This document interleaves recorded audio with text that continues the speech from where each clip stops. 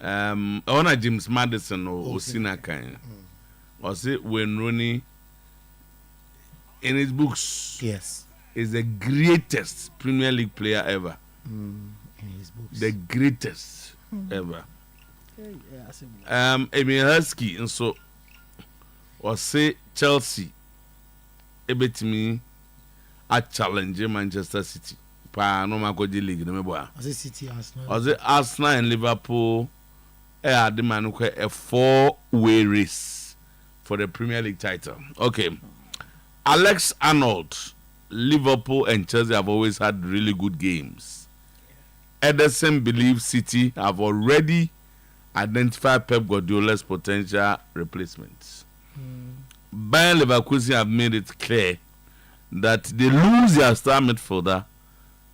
If they lose Florian Wirtz, they would rather see him move to Real Madrid or Barca. Okay, than Bayern Munich.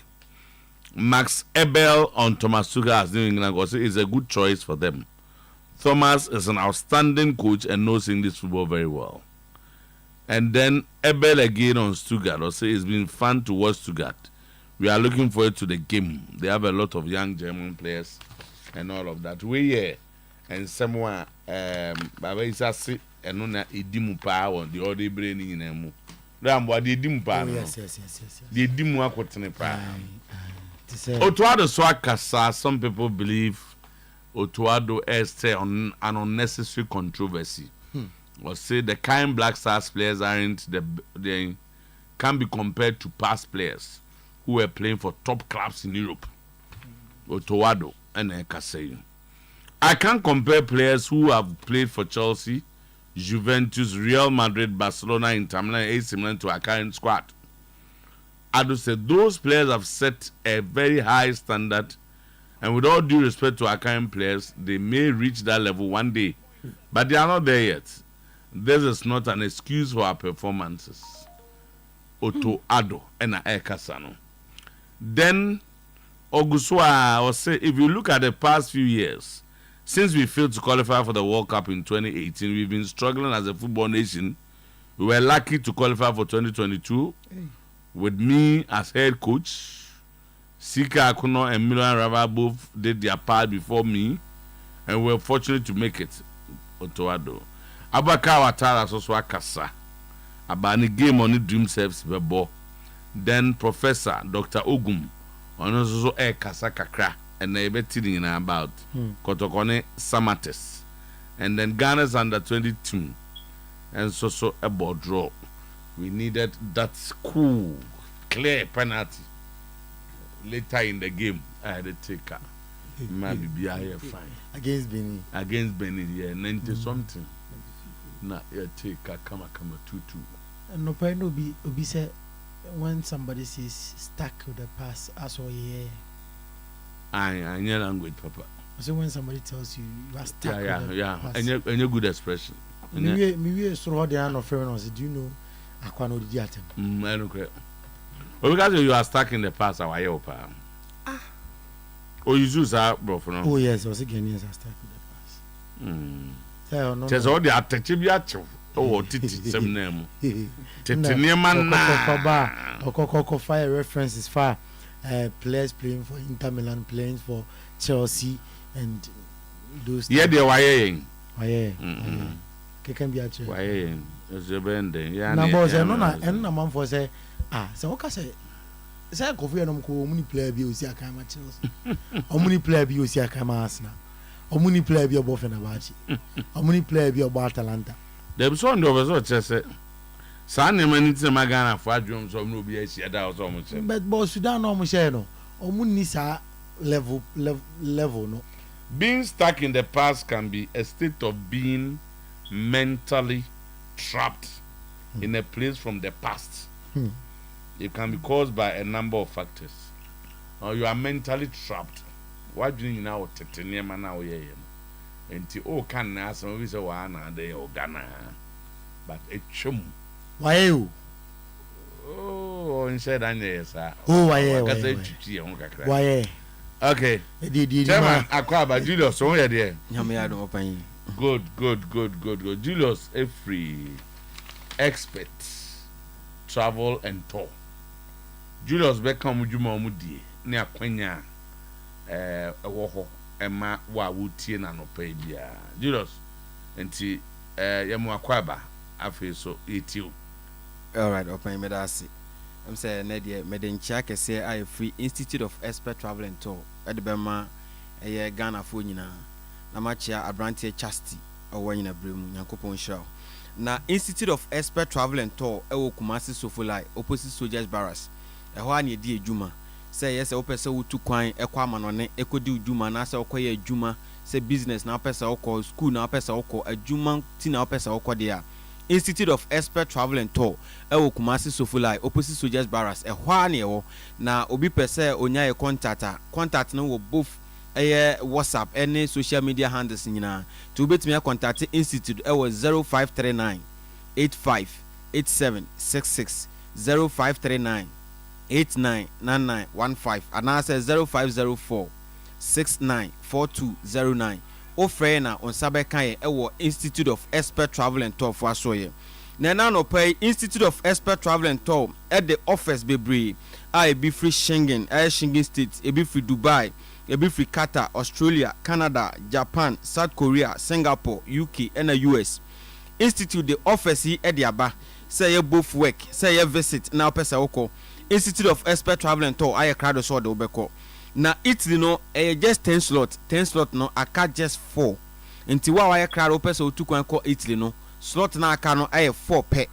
just 4 na Italy just work straight work and it comes with accommodation but bia okwa obeda any direct work adwuma no kwa ya nya fi na okwa akotwen bosome ana bosome mienu ansa na wanya adwuma ye nti Institute of Expert Travel and Tour say wa opesa oko Italy ko bo brana Institute enfa nko afa ye wo German offer no so direct work say opesa oko na okoye adwuma say factory work companies work say cleaning say shop attendant adwuma bi opesa oye bia no Institute of Expert Travel and Tour enya ho akwanya se bra ne enfa otukwan afa so ye Croatia na Hungary ni nyina direct work obi nso say opesa bia oko school ewo Schengen state a bra Institute edo obeko mepe enano pa mepe obi a wose wono wabre ewo Schengen visa ho say ya refisu na akwaba within 1 month Institute of Expert Travel and Tour ebe monya wo permanent resident visa ewo Institute asoye enti bra Institute beboa on krata semina na Dubai de ne say nete Dubai de ne so come with direct work ye fa mason say we professional mason and I say we apprentice and electricians say we professor and I say we cleaner you hear cleaners mason and electricians branian fa unko both office and school ya do be ko no akwa adwuma fefefe na sabe onso di ska ababe habusua Africa de no so de kata de ne shop attendant ye pe o manko a enti say offer Institute of Expert Travel and Tour our numbers we so a 0539 858766 chow full picture na fa WhatsApp no full picture enye passport picture ni yenhwe esan say broni no pese wo hu wakasa wo stature a wo digina ho ansa etimi ka say wo qualify enti yesre Institute of Expert Travel and Tour so wo pese wo kokata kobo branko ade a ene ye shop attendant bra nyemfa nko afen so ye wo Australian work visa and Australian visit Australian work visa no it comes with accommodation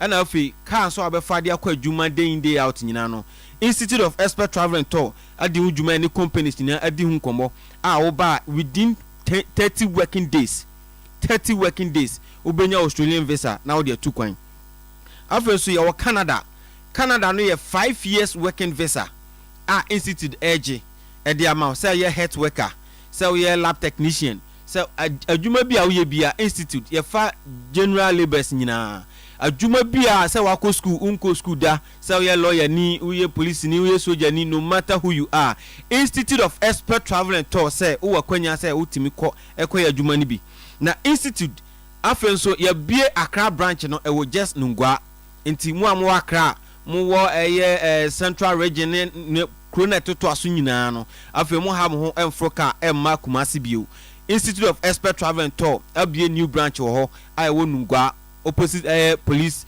barrier and as a police station ho na on Sabeka Institute for afen so ye wo Japan work sa Japan work yi mi chemu se okwa yenya do ko wuramu a eno ane se gise wo se wa bre na wasan wachi e unlimited visa na e di amount gise wo se me san machi abafie a menya adwuma bia bieu nti Institute of Expert Travel and Tour se mo pese mo ko Japan e ko piska de gumu botom wa pese wo ko so South Korea so eka ho a institute eje visa e di amanfo akwakoye adwuma afa ye wa Singapore na Singapore no ye wo mu two types ye wo de ye de invitation e ma wo de akọ ene ne ye link wa ma company na one company na ye adwuma na wanya on krata asem e wo Singapore e say Singapore e ye visa free to Ghana afa say ye UK e ye US Canada say ya ware na wo pe wo de wo pese broni ba na say broni be ma be ware na wo tena ho bo bra Institute of Expert Travel and Tour ya be yan hihye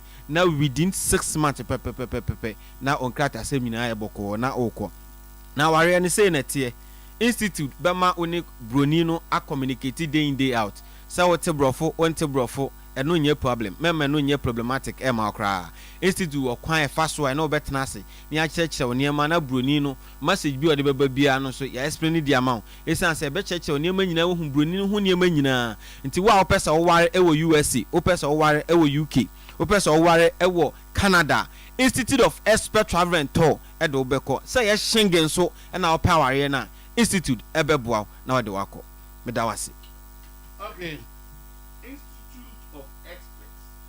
Travel and Tour. All right, Julius. That's it. So number no should be maybe na obi pese or friend mo mu bon komo for friend. All right. Numbers now our social media handles be say WhatsApp or pese obet me voice note kwa dia send here. Na numbers na isu numbers 3 and the Institute of Expert Travel and Tour. Ye Kumasi Sofula opposite Soldiers Barracks wa hwane yo. Na obet me afre 0539 85 87 66 0539 85 8766 and I say 0539 89 99 15 and a Vodafone also ye 0504 69 4209 over this particular number sir. Yeah, that's it. Namisha Julius, thank you. Lawyer. Boss. Young Kosamika say Osoyano pa no ape kanjin and magic drinking water ni bia no. Buy boa papa. Hydrogen rich in minerals. Like calcium, magnesium, potassium, iron, and all of that. I feel so a boy present constipation. So in constipation. Oh yes. Just a uyama timono. I say traffic is uyam. Car ebi nkwane bi aba. Ti de bi anache say. Didugum sa na say creative problem. Ti ya people make sure you have a good sleep. I feel so. Eye na ma bebre. Pain ya die na yi frenya dro ba cho nsuo kanje na magic drinking water na nsuo boa pa ma bibia ye fine.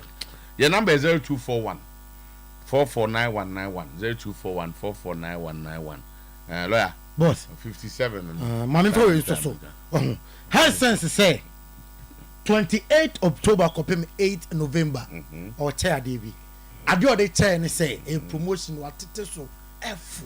I was a high sense no. Omuni money a papa in Tabusha to o fridge singing na e high sense.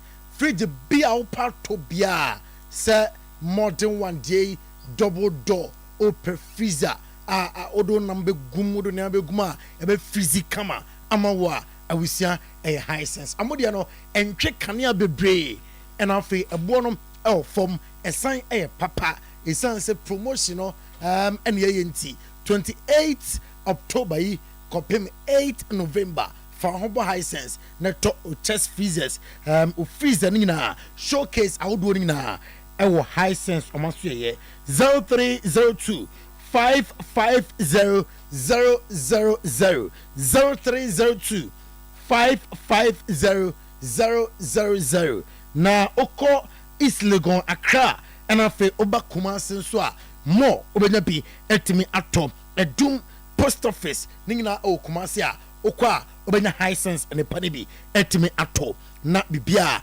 akoyie amao na anopay kamiwe na yankonko funkroso ensamwa edi adencheche ensamwa ebumfumpa ewonko funkroso no anopay yedinina eto anim ensam no doso memom de disafata se wohwe na fe wotie ena yede ema wo kitikiti mam polibi ena oma akansuo yanom akambu pa anopei yetu eboase na yatre na mra ya confirm emnum nyina ema wo live on Facebook Oyerepa live Oyerepa Radio Oyerepa live Oyerepa Radio no say na wa comment me ba na the boss player atonobuase akenkan nyina ama said ye say ene said ye efata enra ye besa said ye fi England anopay na mom Manchester United enra etreni enti anopay said de bia ye no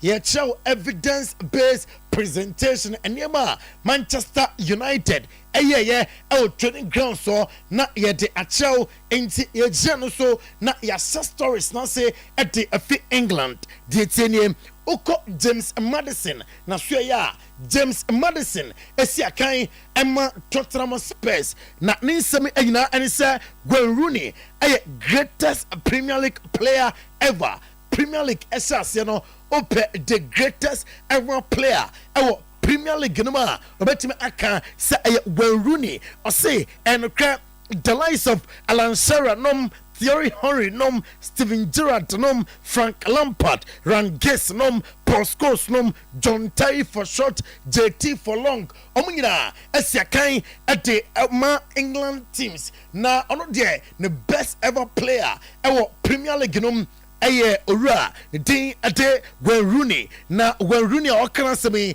5 Premier League titles and oje 1 Champions League 1 FIFA Club World Cup 1 European League and 1 FA Cup 3 League Cups and 4 Community Shield with Manchester United into James Madison akasa ate afa Wayne Macroon ho and pay ya don sem atu anim now young consem from na fe young trust to Enfield Alexander De Piero ose emre bi bai na nka kwanya ho se obesi akan ama Manchester United na bom adenti awama emra na Juventus omoye relegated to Serie B in 2006 na apese ocha odo ere eche Juventus oboboko no eno eche the commitment for Tima, one team and Juventus and Mesia Kain Amfa Manchester United, Johnny Evans, Adia Tuja Sir, and Debaqua,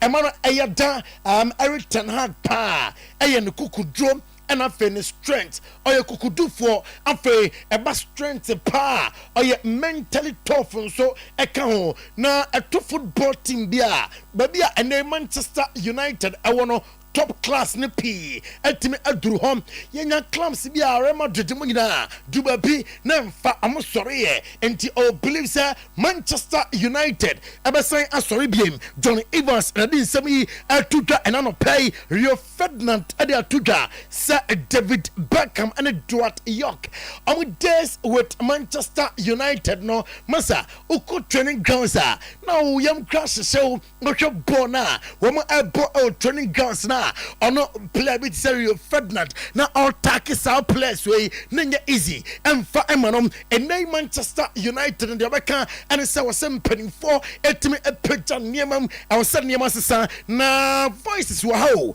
John Evans say Manchester United focus sesia and say on turn things around and niema empempe awo Manchester United enko you know ono Johnny Evans ono other players ni team come on we make everything possible say any of us or say with United any players one more empempe no I was say more than the over the weekend I was say against Thomas Frank amutimi etin kudim no fenema koye United Johnny Evans.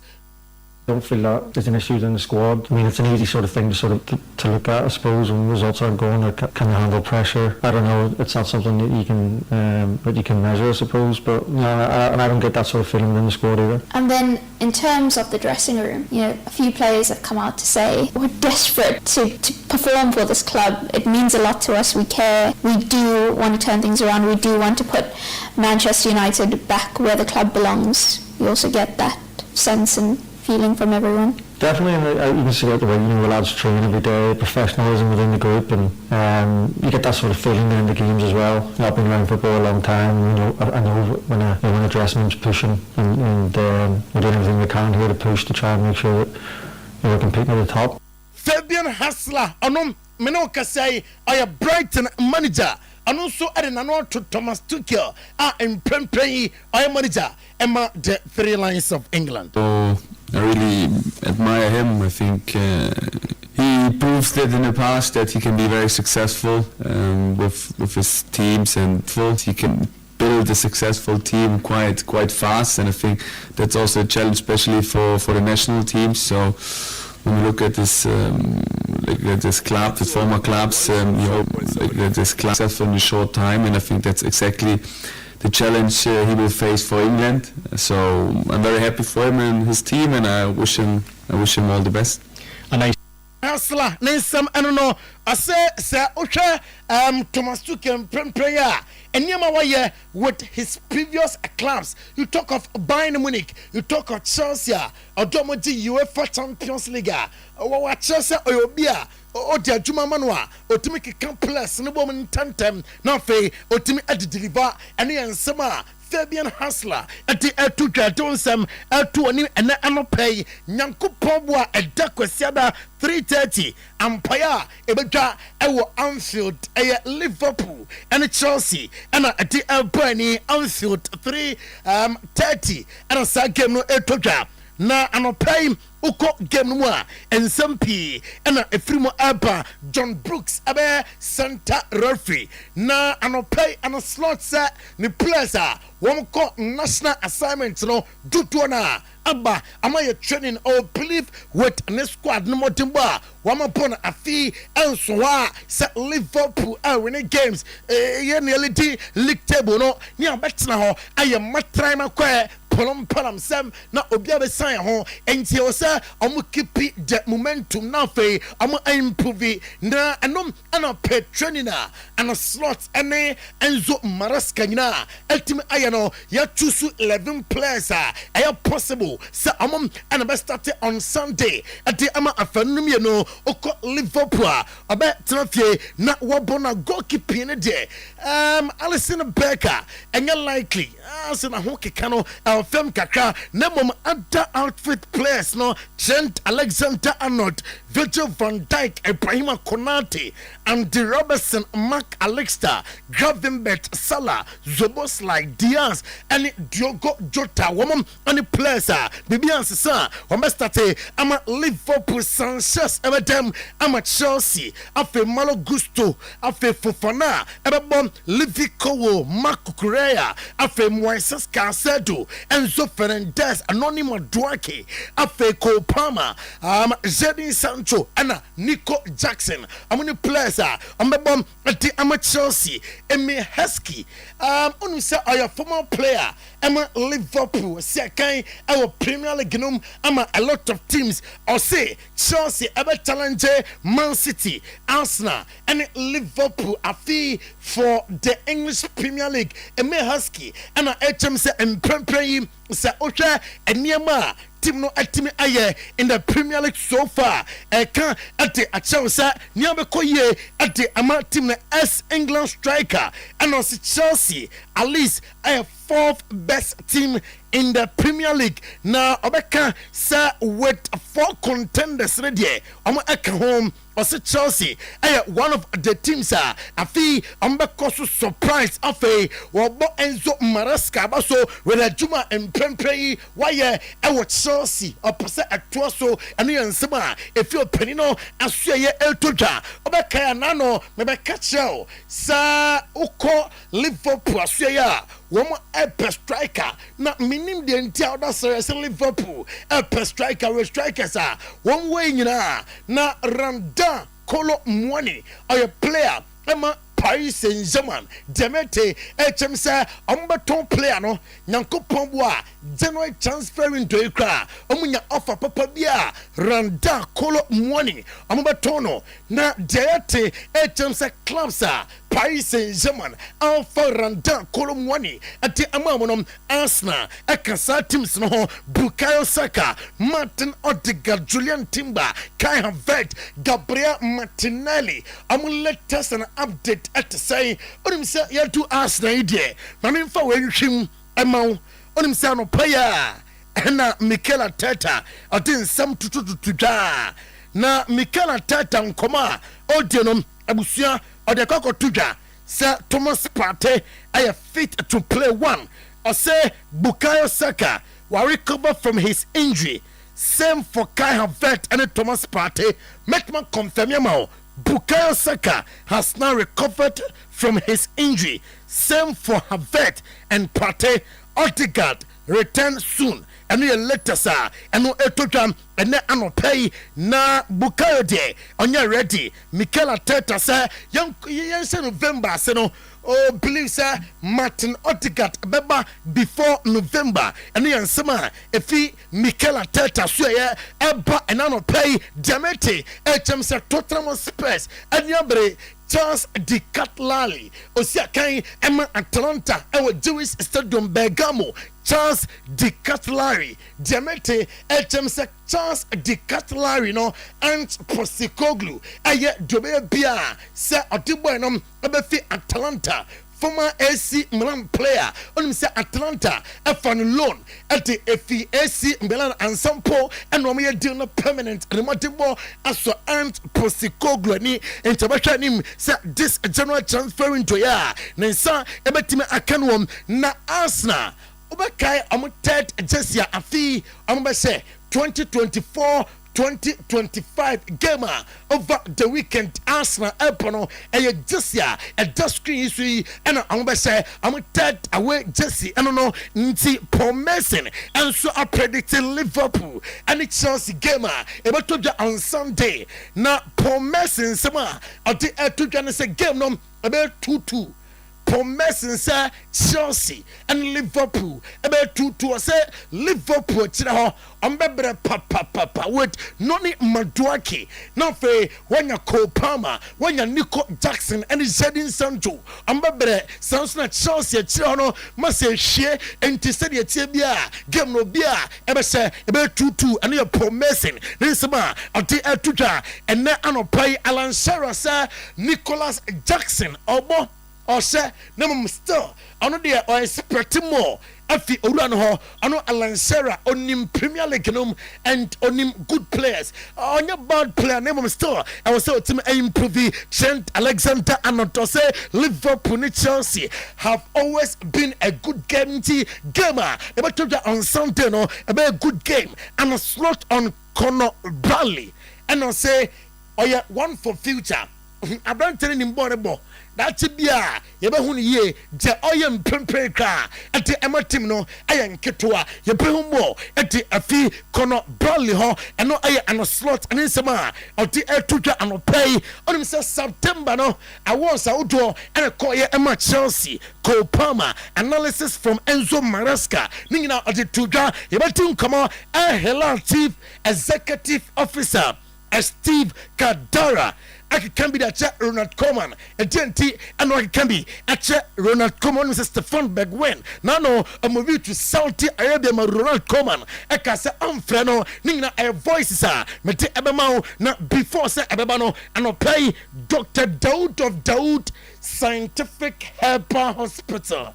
May come from hospital, on a herbal hospital, no, a dorsal. No, baby, okwa, on fidye.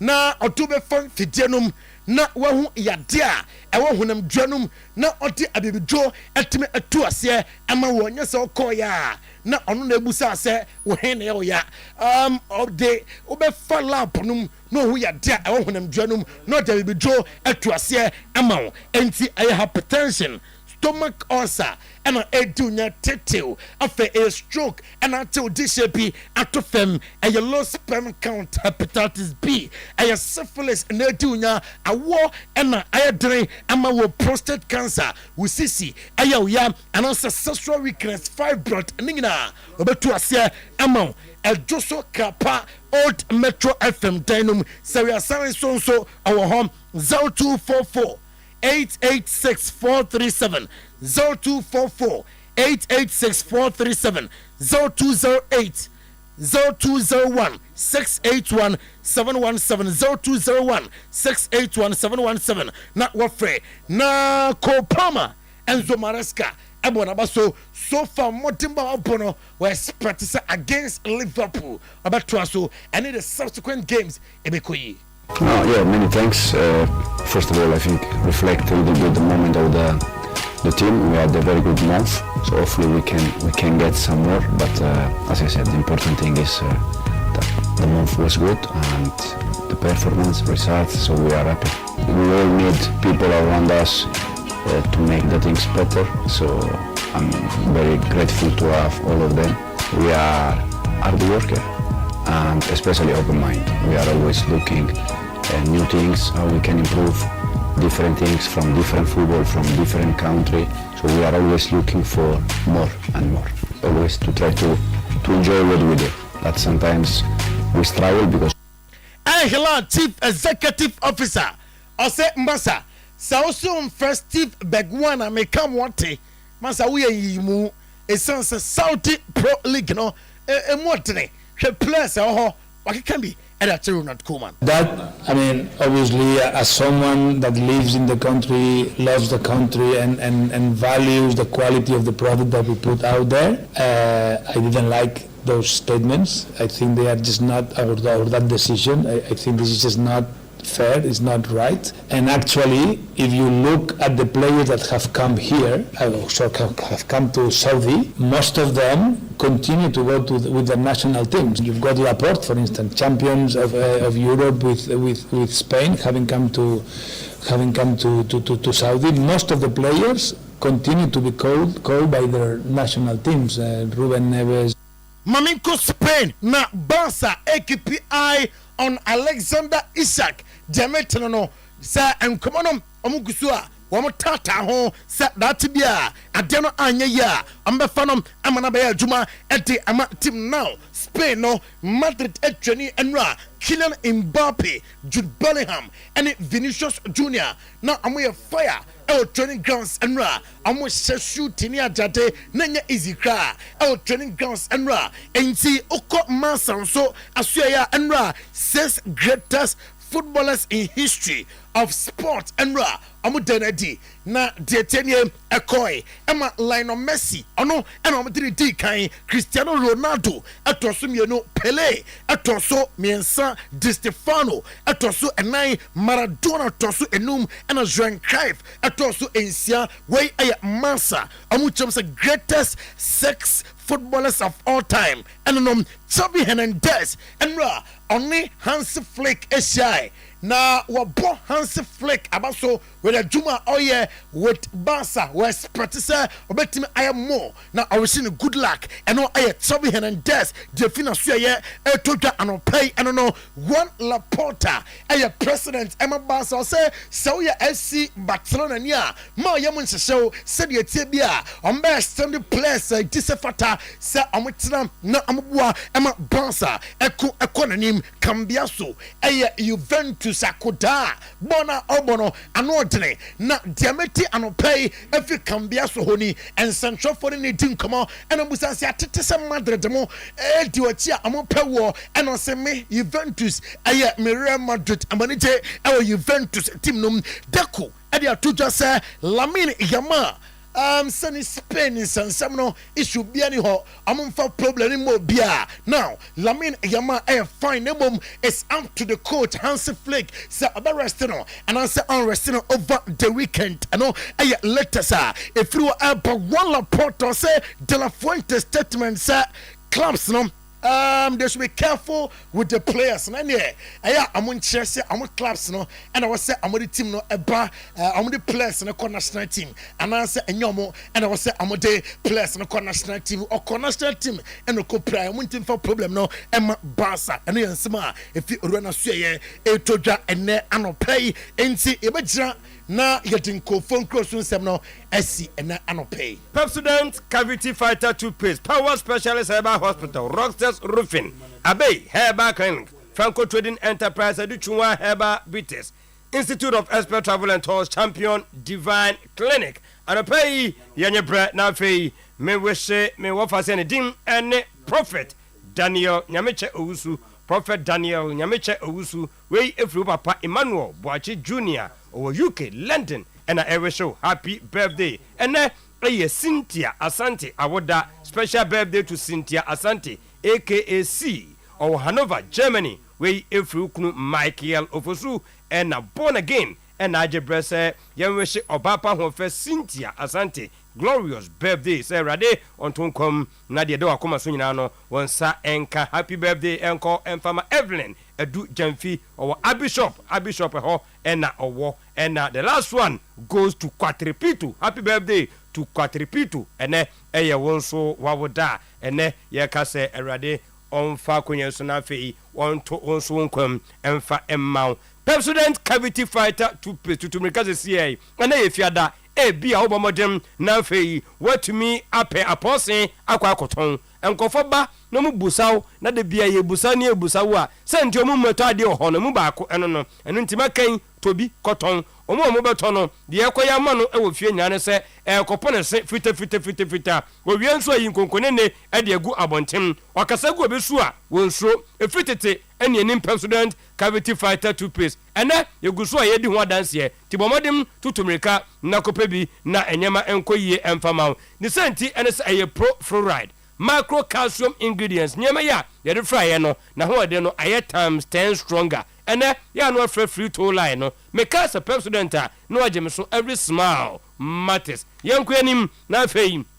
yenko feyase we just bonie na power specialist herbal hospital enu nso enie ye maame akoso edo ya wo sha ase nyenne na wakwadare papa ko hemfidi papa bia egugu ho e confirm o yade ansane amoduro ho beto enu ntobi e okọ obia no ede anigye ene de eko hepatitis no nkofo sha ase ya wie ba ko ya wie b no mso de be wo sha ase no isa A B C D E ena chese odin kan kra sciatic prostate gono syphilis oba bi na africhi etesu eni so a onfase kai enkan nanso obeye na kama amanyama nyina no etumi akoyie mo amwo nkra no mo hwe no kwabenya pokuasi ACP main road takrade oni Anaji Estate primary school no ena eben ena efiadai uko weekend uni adwuma biaye shaase na your system no madwuma enu nti nonom hebatin heba measure and powder eye immune system supporter system no be strong yade bia nyo samanko emfa nko atiasfo asase so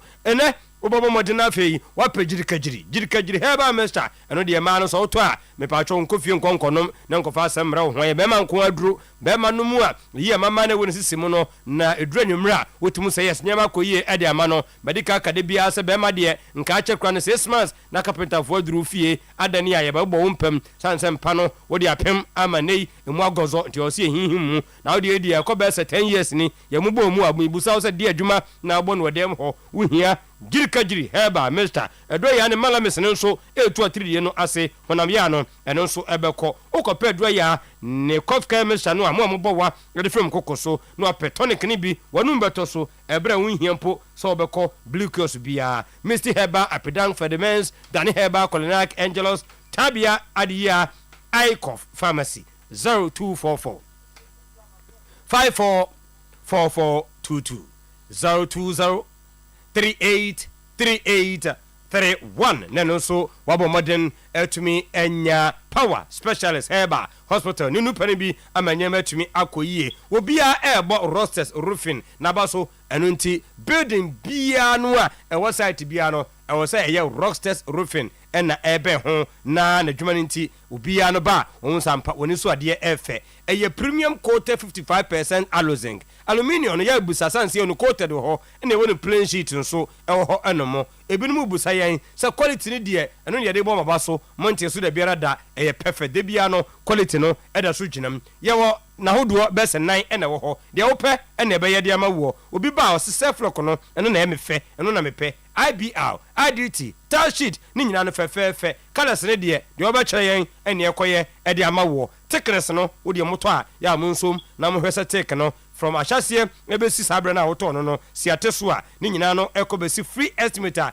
ɛno so yɛbɔ modern na afei yɛtumi ayɛ de ama wo yɛ show 3 to 5 working days production pa na kyerɛ sɛ yɛwie ni nyina no ɛde ama wo metal trousers roofing sheet ceiling joint pop cement rosters roofing nationwide number ni 0544 338 042 0201 164 645 na no so waduru ho international mama abe wo hye ase aduada wo hwe nkrofo no ene ana yeda na wo twiri mu nyina no wo ye adwuma akosie ɛkyena wo ado yade bɛkɔ ho no wanantie gu wo nkoto no kwasi da wo kɔ ho a wo nkɔ nkoto no yade no wone nkrofo nyina ɛsan yade no na mmom wi a yade no efra bi die hu adanti na meme kasa die hu ne sɛ etwe yare nya ba bia na de bɛkɔ a ye bɛjo yoyo wontumi nsa obɛka kyɔ sasa wachi ɛna nso abe wo de saa yade kɔ a ya baifo ne monsamfo yade wo ba be ma ho fa ho fa nipam kikira na oda ho na no pu ahuro saa yade no na be sifa bre no no nkyɛ sampa waduro no mfa enka no ɛnai stroke no ho adanse na no obi se ne de kɔ wode nipa nan ɛna ade nachi ɛde aba ɛno nso ɛwɔ ho no mu a meka ho asam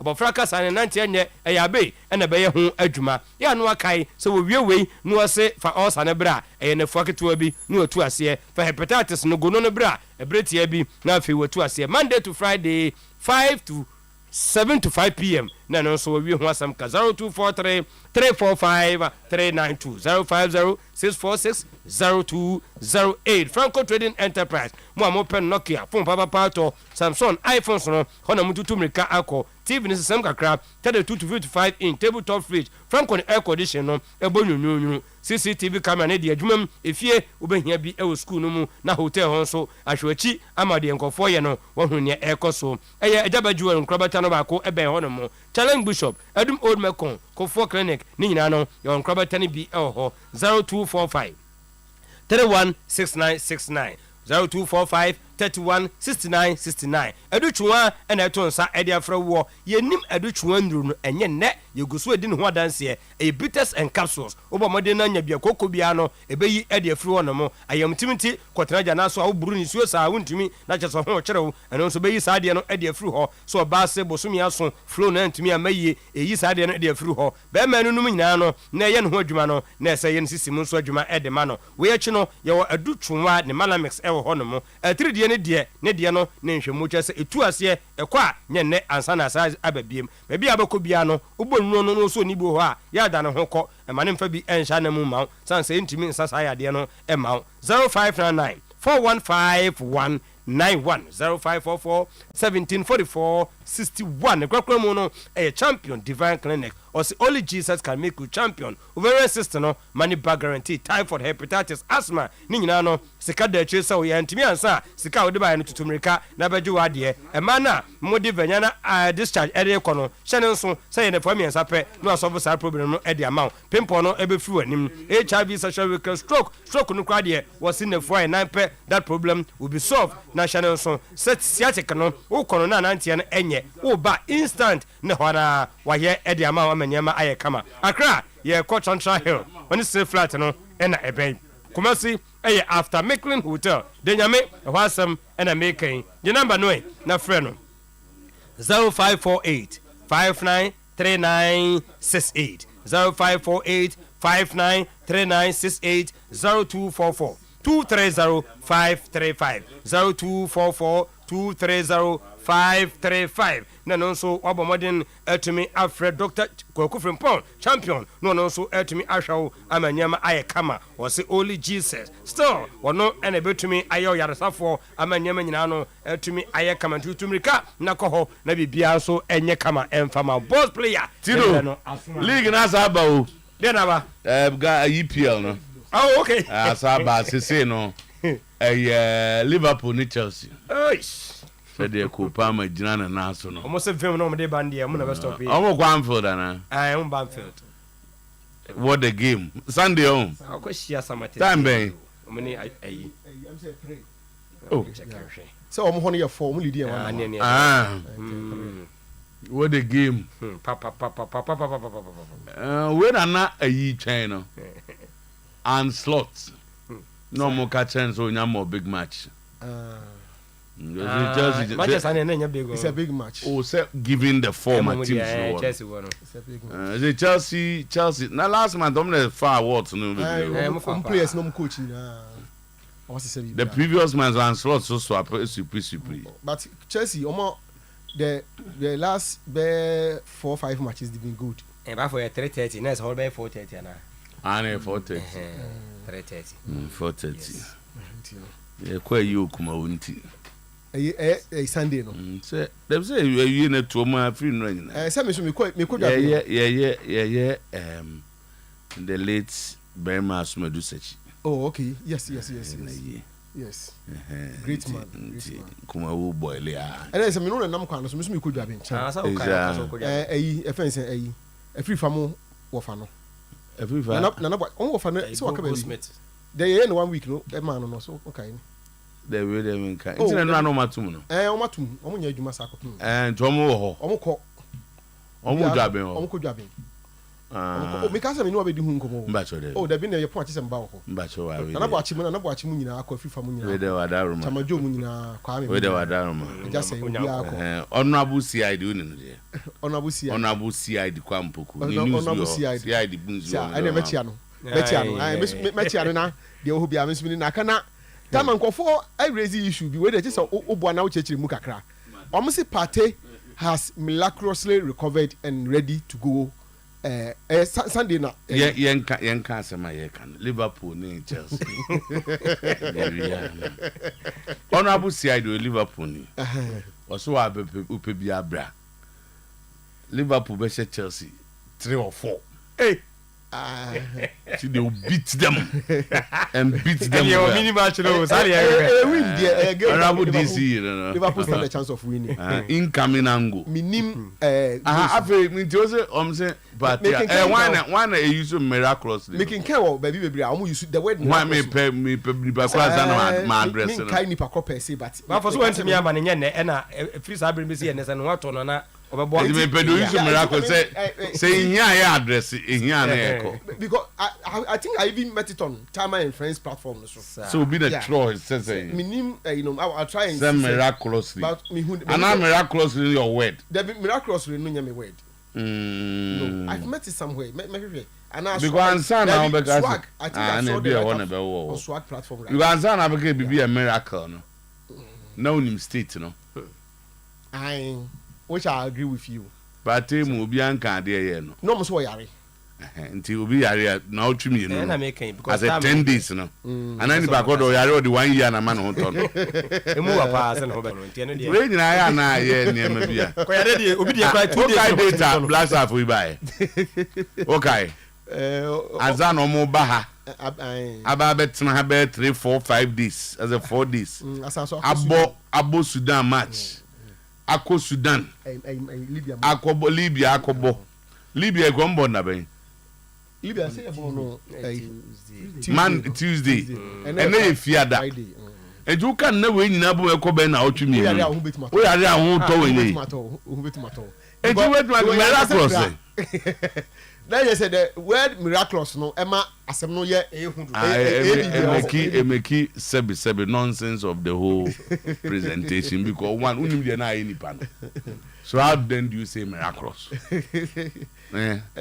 se bi obi a on say man say Thomas sre no basic says at least 2-3 weeks dey obedi anani na mabu akwa surgery bi anase bibi wanya say fracture o say den na eze obi ill na ne ho ato no site na publisher dey no so from celebrities news bars I'm say bloggers in Libya Thomas Partey miraculously declared fit for Arsenal's game against Bournemouth. Yes, Yakubu will be in action this weekend for Arsenal.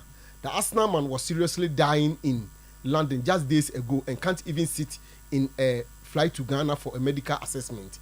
The reason he failed to honor the recent Black Stars call-up. We thank God for his life. Details in the comments. And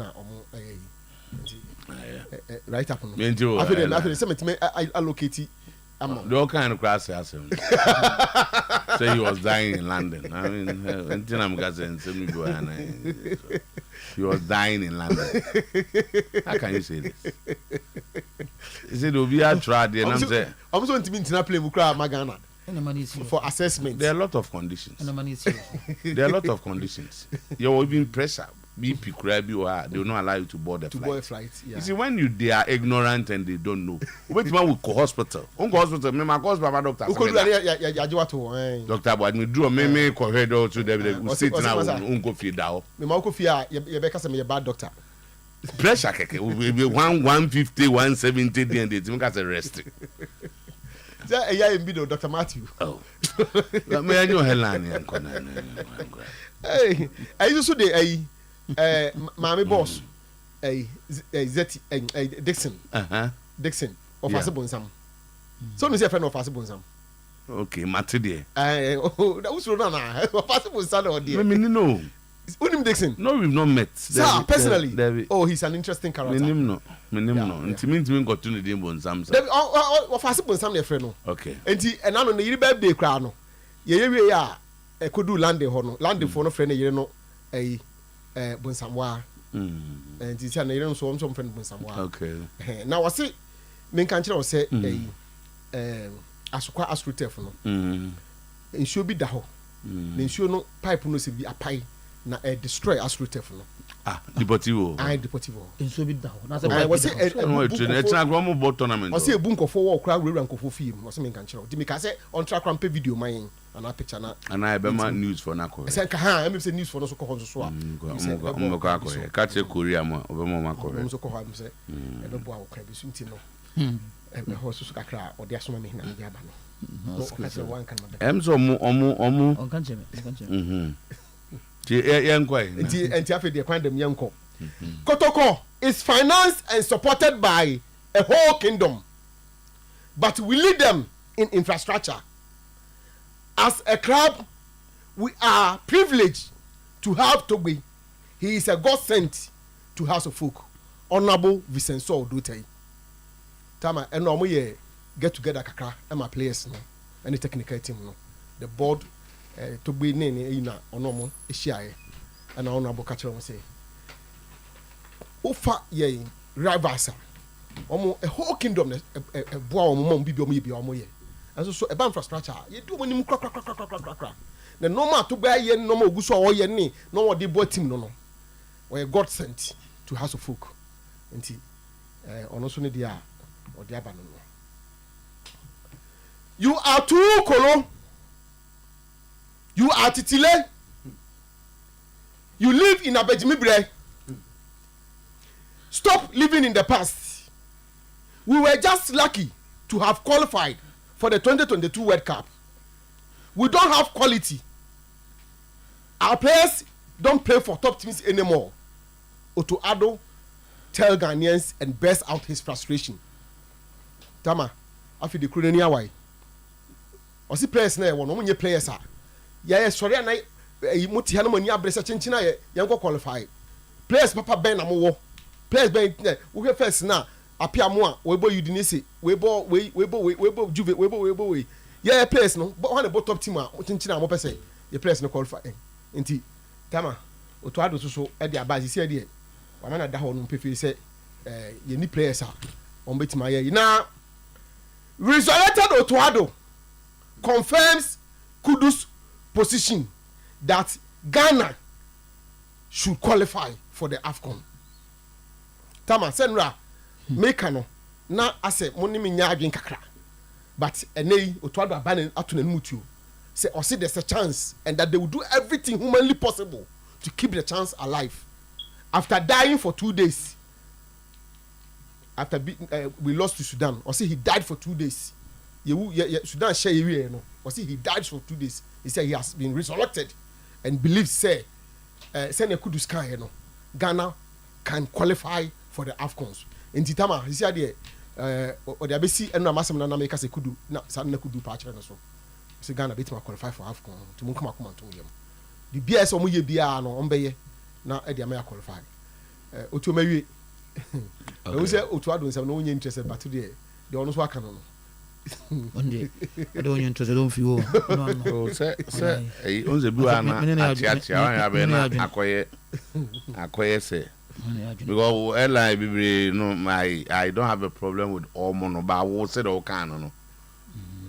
sa titile ni colony wan also I say we should stop living in the past. There will be a way we live in the past. We are titile. Ntino ni na no I was say ye manoko this was a Friday na ye kwenim again you link Otuo-Acheampong to that of Kudus. We know how the link or where it comes from. Say Kudus statement, no. Kudus, yeah, human being. They will resurrect the dying. Otuo-Acheampong only Kudus neda. Omo be cancel omo go shiem. So how do you link the two? Oh, Tama. Obino be Otuo-Acheampong say they will keep the chances to qualify alive. And Ghana should qualify. Ghana should qualify. Kudus also say Ghana or you should the word redeem. They will redeem their image. Ghana should just opposed to Ghana should qualify. And I make a say, and I make a say, me who say Kudus did say qualifies and free and some, and that's the opportunity we can redeem ourselves. And we are saying that the issue was not whether he said it or not. And they say one can say be qualify. Into it was a deduction. Asem na wakan and na we be from the account asem obi anu ni echinyi o baby asem was o say ye be qualify. We are saying he didn't say that. Oh, GD say be qualify. And that is your deduction. But he didn't say we will qualify. And me hu di baby a Otuo-Acheampong no free be kan we hu. So I say Kudus anka say be qualify. O say be redeem hu. And I will say redemption here AFCON. Aye. And I move say it could be other matches. And I say change AFCON. And Otuo-Acheampong should Ghana should qualify. Ghana should qualify so Ghana will qualify and pay. Yeah. As I said, Ghana qualify. Ghana should qualify. But I say be redeem. As I say qualify, you be qualify now the crow. As I say Ghana qualify, and Ghana be qualify. Baby, yeah, make sure say I qualify. You know, and also grant just say be qualify. We want to make sure we will qualify, and just say be qualify. But I say be redeem. No, what can you know say? And yep, Zach. What try me na film me na captain wo baby. Oh, to manu come on Otuo-Acheampong say we don't have quality now. You ankasa o say you need players na near war in 2006 and 2010. So he's talking about quality. And that so but that's not to say we don't have quality. When you are comparing two things.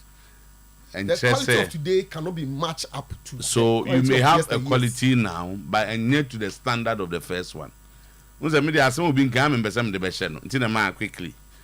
comparatively, no, today's quality cannot match up to the previous ones. Not qualified. Quality. Say quality.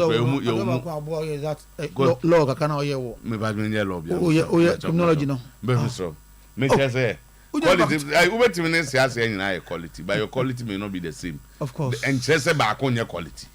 Or no scenario will play so Musia Kaima Juventus top clubs. We don't have that now. And they need. So you may want to look at the team of 2010 on 2006. Now I say. In terms of clubs, I disagree with him. Big time. But be able to make individual qualities within the but say teams almost body are. And I may not agree with him, but say be as individuals, no. Some now you see, for instance, so far Sule Muntari, you don't see the types of Sule Mone, Stephen Mone are there in our team today. And as him be a striker, see Sasamoah Jinawa, which you say, over John Mensah combination chona. In terms of what they deliver for the national teams, on Black Stars now the Omo body, you know who sally sumo at that level. Yeah. But say teams Omo body are there. Otuo-Acheampong, I may disagree, but in any case, where should this come from? the coach at this time. That's exactly what I'm going to discuss. Okay, Zach Yankwa enough. Be our over fan of but not saying fire as on qua. Oh, it's a I'm more than 3.5 hours.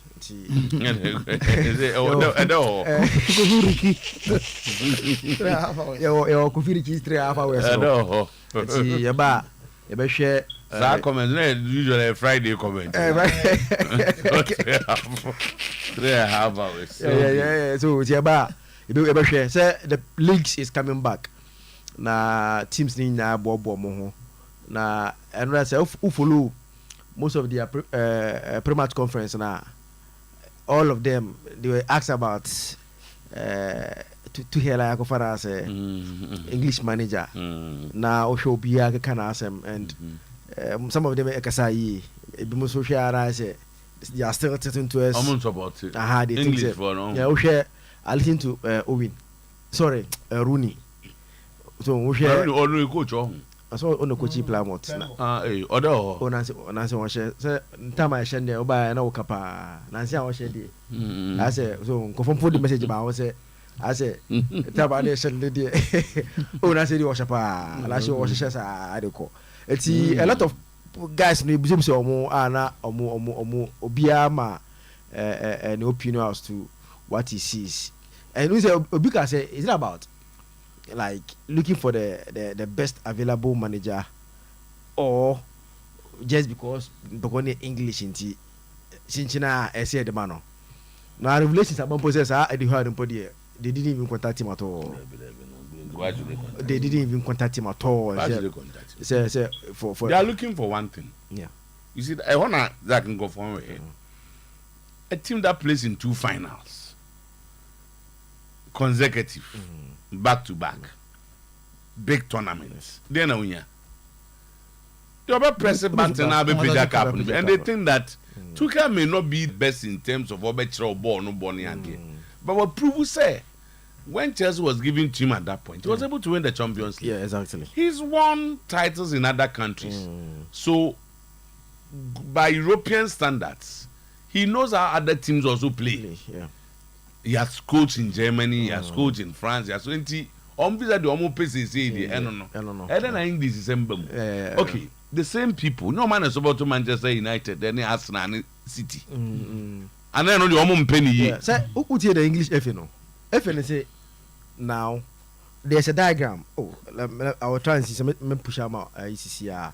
Almost say if you look at the diagram in terms of coaches in the Premier League, some time ago to now, diagram no, from a careful form. Now teams now Mumpono are not appointing English managers. Brighton. Yeah. Upon all the investment the English FA are doing to like coach, give proper coaches, coaching to coaches, you know. Clubs, you know, they are not appointing English managers. For so many years. Yeah. When they were keeping Southgate, you were going for other nationals. And so almost the antenna more you are comfortable appointing outsiders to come and coach. Then they also says now I'm going to share the Bundesliga and see the number of coaches, 18 clubs, German and other foreign nationals. No from Omonia mathematicians here. Then also go to La Liga, Spanish and a Dawson. Okay, Syria Italians in the Dawson. But Momo the league in the Marco Fabon team for number of coaching. That's also Fabia. General Ferdinand.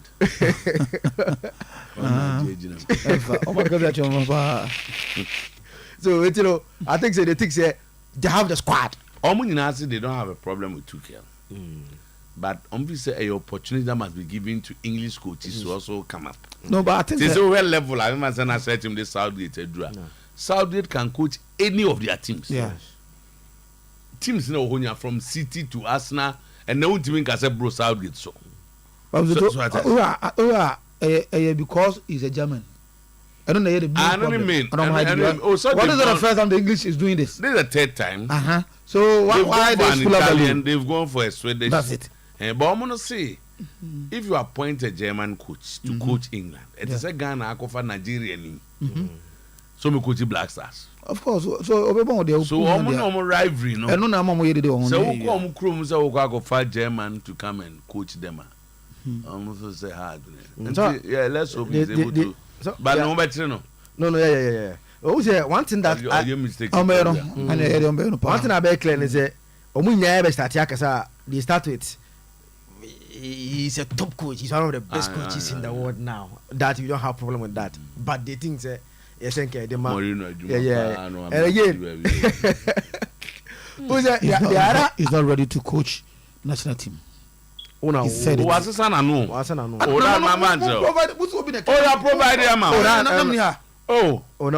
provide your kind. Okay, no, sorry. Oh, if you did now, okay, now. Mammy, so you on that. Upon okay. We in code with them about me. One man outside, but I'm going to buy. David at the Bynum Castle going fast. Oh, what your bama kind or caught Tottenham. And I know Muyinedi, no, can't do this. Oh, how, mammy, here, ma'am. But tell my team, Fabra. I can go. You're sending bars with your offer, that captain. Now, Mr. Minim, I feel watching you position about players, no complaints, and only FIFA air constant because clearly you could see that and yet the clubs are being affected by the number of games that they are playing through the injuries, you know. Now me was now two of your name the state of Bukayo Saka now whether Saka and Mikel answer questions about the players who Mami heard what he said about Kokosu was I look for what he said about Saka. Because the last two international breaks Arsenal have lost a captain, and in the absence of the captain, the one who is captaining the team is going to be out for some match through almost a more. Okay, me Bazak, Ateta on Saka say we are hopeful. We have a session this afternoon. Let's see. Okay. On Harvest. Who's a Harvest who injured? Also, he didn't play. If he trains well today, he has a good chance. Okay. On Martinelli, injuries in Kwano. Yesterday he did a bit outside. Today there will be another step, and we will understand if we take the risk. On Partey, Thomas is fit, yes. I don't know. I don't say miraculous, no. Odegaard, he is not fit for this game. Next week will be crucial. The others like White, Timber, Zichenko, international. All these players are okay now with the exception of Partey. Nina no, from the national teams. I'm going na, I'm going to pick issues at the back. And see, the players think that. Like the number. There's another international break soon. No? Yes, November they are going once again. And the things that matches and FIFA doesn't. They don't think about health. All they think about is can moving no. And you know, yeah, the young but clubs are struggling, suffering. So I'm saying that some clubs should also be rotating. As a clubs and also the players at the corner, but one more player, there are those who are very busy with their clubs. Problems, no. And today, watch the team's lineup. Carabao Kapumpo. Kapu Geno. Abe who say everybody first, you know. Carabao near FA Cup, you will not see these players. No. Ferguson and almost so now increasing players, but that was the point I was making. Say Carabao was almost be Monaco. No be boy FA Cup, no league the champions in the end. But you want them to play all these games in terms of contributing. Yes, they've contributed in terms of but unse matches no. Unse now they play abe calendar no. Unse first no. Previously no. Ubet me be 3 weeks be midweek. Midweek be my Champions League. But after there's no rest midweek. You play that Carabao. Yes, or Champions League or a FA Cup in midweek. And see, every 3 days about a match.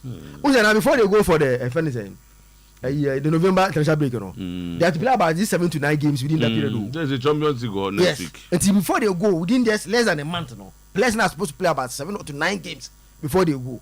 And then I'm complaining say I had also. And at least And also they fly to Ghana, no one Libya. I know South Americans and Africans now, but Europeans now somebody. 1 hour you are there. Ghana, South Americans. The pitches are good. We something should be done about it. Correct. Good. Captain. Yeah, Mzoto. So bad. What's the sign? Then we didn't escape me. Normal Fridays. Escape with you. This is a very nice way of. Escape with okay. Ketia, but Nasami Anopea, preferring Kofunya Nyanome. No, he doesn't need to do that. Is it to where yes, sir? Yes, he doesn't need to do that. Normal way. Oh, yeah, I know. Normal way. I mean, my Joe saying, Mimmin Dan won't throw an opa. Kemwa. He doesn't need to do that. He doesn't. Baba Kemwa. Okay. I thought you've not been following the Saturdays these days. And you know, what that? I said, now, it's now your project. Oh, yes, I'm going to go back. No. What time was it? You say, it's all by no. 4 weeks. Hey, got it. It's about 4 weeks. But 4 weeks, I've been here with you 3 weeks. The more has no problem. Okay, 3 weeks. He returned. The first year, he started. If we can ever Premier League, to buy and how many matches in the Premier League. And I've missed just one. I missed one. 4 weeks. August. Premier League August. August. I missed one. And all this. All the time. No. All the time. Partey is trending. Nah. Partey trending pa na. It's 7 as a Ghana for the Jakakra. To the minister. As Obem now be charge Thomas Step Party. Motuan said most people were expecting this to confirm Adiane wo mutirimu dada that he wanted to dodge the game. Yes. He was ill. The Black Stars had a report. Yes. The medical report. Yes. But it says he was ill. No, now still na call for change say Bibi Besiamo Majina so the Akasa. And he's trending #1 on Ghana trends at the moment. After said Ateta a year story ni so Partey ready or fit and ready to play no. And amount for 2 aguso. So the conversation has to do with the captain. He being the captain, being a key member of the team. And at a time that team no ever just 1 point the matches against Sudan. Ghana need every form of motivation to move to the next stage, you know. A whole amount for who say Partey let Ghana fall down, kakra. But to all say Victor Osimhen. Osimhen had injury issues. But to so Osimhen call Nigeria. Ekota team nechi. Omo call Libya no one could be, but first game they call Nigeria call team nechi. So they had what that conversation was monitor convo na course na. On so to the die use why be paying. Obedi. On say the desu could di red card have you forgotten Partey's situation in terms of boarding a flight? And as we hear referee, when Arsenal said that the condition was such that all boarding flight, you know, not a very difficult for him to do. So now the angle is Tuesday, Wednesday, Thursday, just 2 days after he is fit. There only 2 days after. On Tuesday. There's na born ya bom you know. I see about me but last one on Tuesday. Last one and as come on say le last one on Tuesday. Zach, one part one more better discuss you on. Why are you using the last one? Time na your friend now they come and say na last one say. Oh, be so too. On say time na your friend no come on edi. And now you were expecting him to fly to show up in the second game. Yes. But what one a friend? Are you aware of anybody inviting Partey or something? You are dear nyina ho kwa. Bible journality and make answer back. You are dear bi o ha. Almost say utimi yebo. Kotoko made a big mistake by taking a smarty to America. The same people are saying that Partey should have come to Ghana. No, so to enyepe. So to enu nyepe. Enyepe say. Don't you say a smarty o mo bi okwa de ho. One am dey akwa am na dwane. Oh, meba, it's the same thing. Say, mobi. Eventually, mobi okwa de onye prasem. The bottom line is that Smart was not going to play. so one can be the army no nya say ma mo say kotokode ne koye den o na no nim hu bi the grand we dwan no the same people are saying that party should have come no to difference in here party how many na go mo be difference party a captain well and you do a crucial moment ekwana Canada yenya emrante ni be wa Mr. to they are inexperienced. This is a tough moment party's presence as a captain bet me add something na party no ni Angola ha na je no to Mr. to wa ba Angola team ni mo o say you manage fit to the you be matari as you say be what team ni mo moral support na me just say Angola na ojire mu moral bene chance they not tell ka say party you fit no. Yeah. It means that yari party on pride. No, party, you see, Senka, no, see, he was injured. Would have coming on by Yadrin. Or see, he was ill. And they sent medical reports to Ghana after 2 days. And I'll say, the condition of full player M1. We are doctors, of course, they are doctors in common. Oh, no. Oh, say, on better condition. Me man, this a party in the kind. Me this say doctors in the kind. Party say he's not comfortable traveling. That is why the Arsenal. My name is Abasa. No can so nego fro. So ne can so nego. Ehon na man fo hu say wa say ehon na so ne kan e dia. So no nego fro. Otuo ebre na e wom no. Amani zu mini mu da on. Ebre na e din. Say unti metra dem as we ni so you fine 20 May program. Na onantie free eyi office or aba studio ha. Sebe before be no wom. No say na ahode na o de be kasa. Every play from no nya yi sa o. Be kasa na oni nti no o kasa o twen. Turbulence ni ada. Okay. Sami ko break. Bamdo to amanfo twabon wo. Enya hwe Ghana dey sa. Washaba Electricals on Sisanda. I'm on Sisanda I am. Na say you wouldn't say what to trust Starbucks Pro.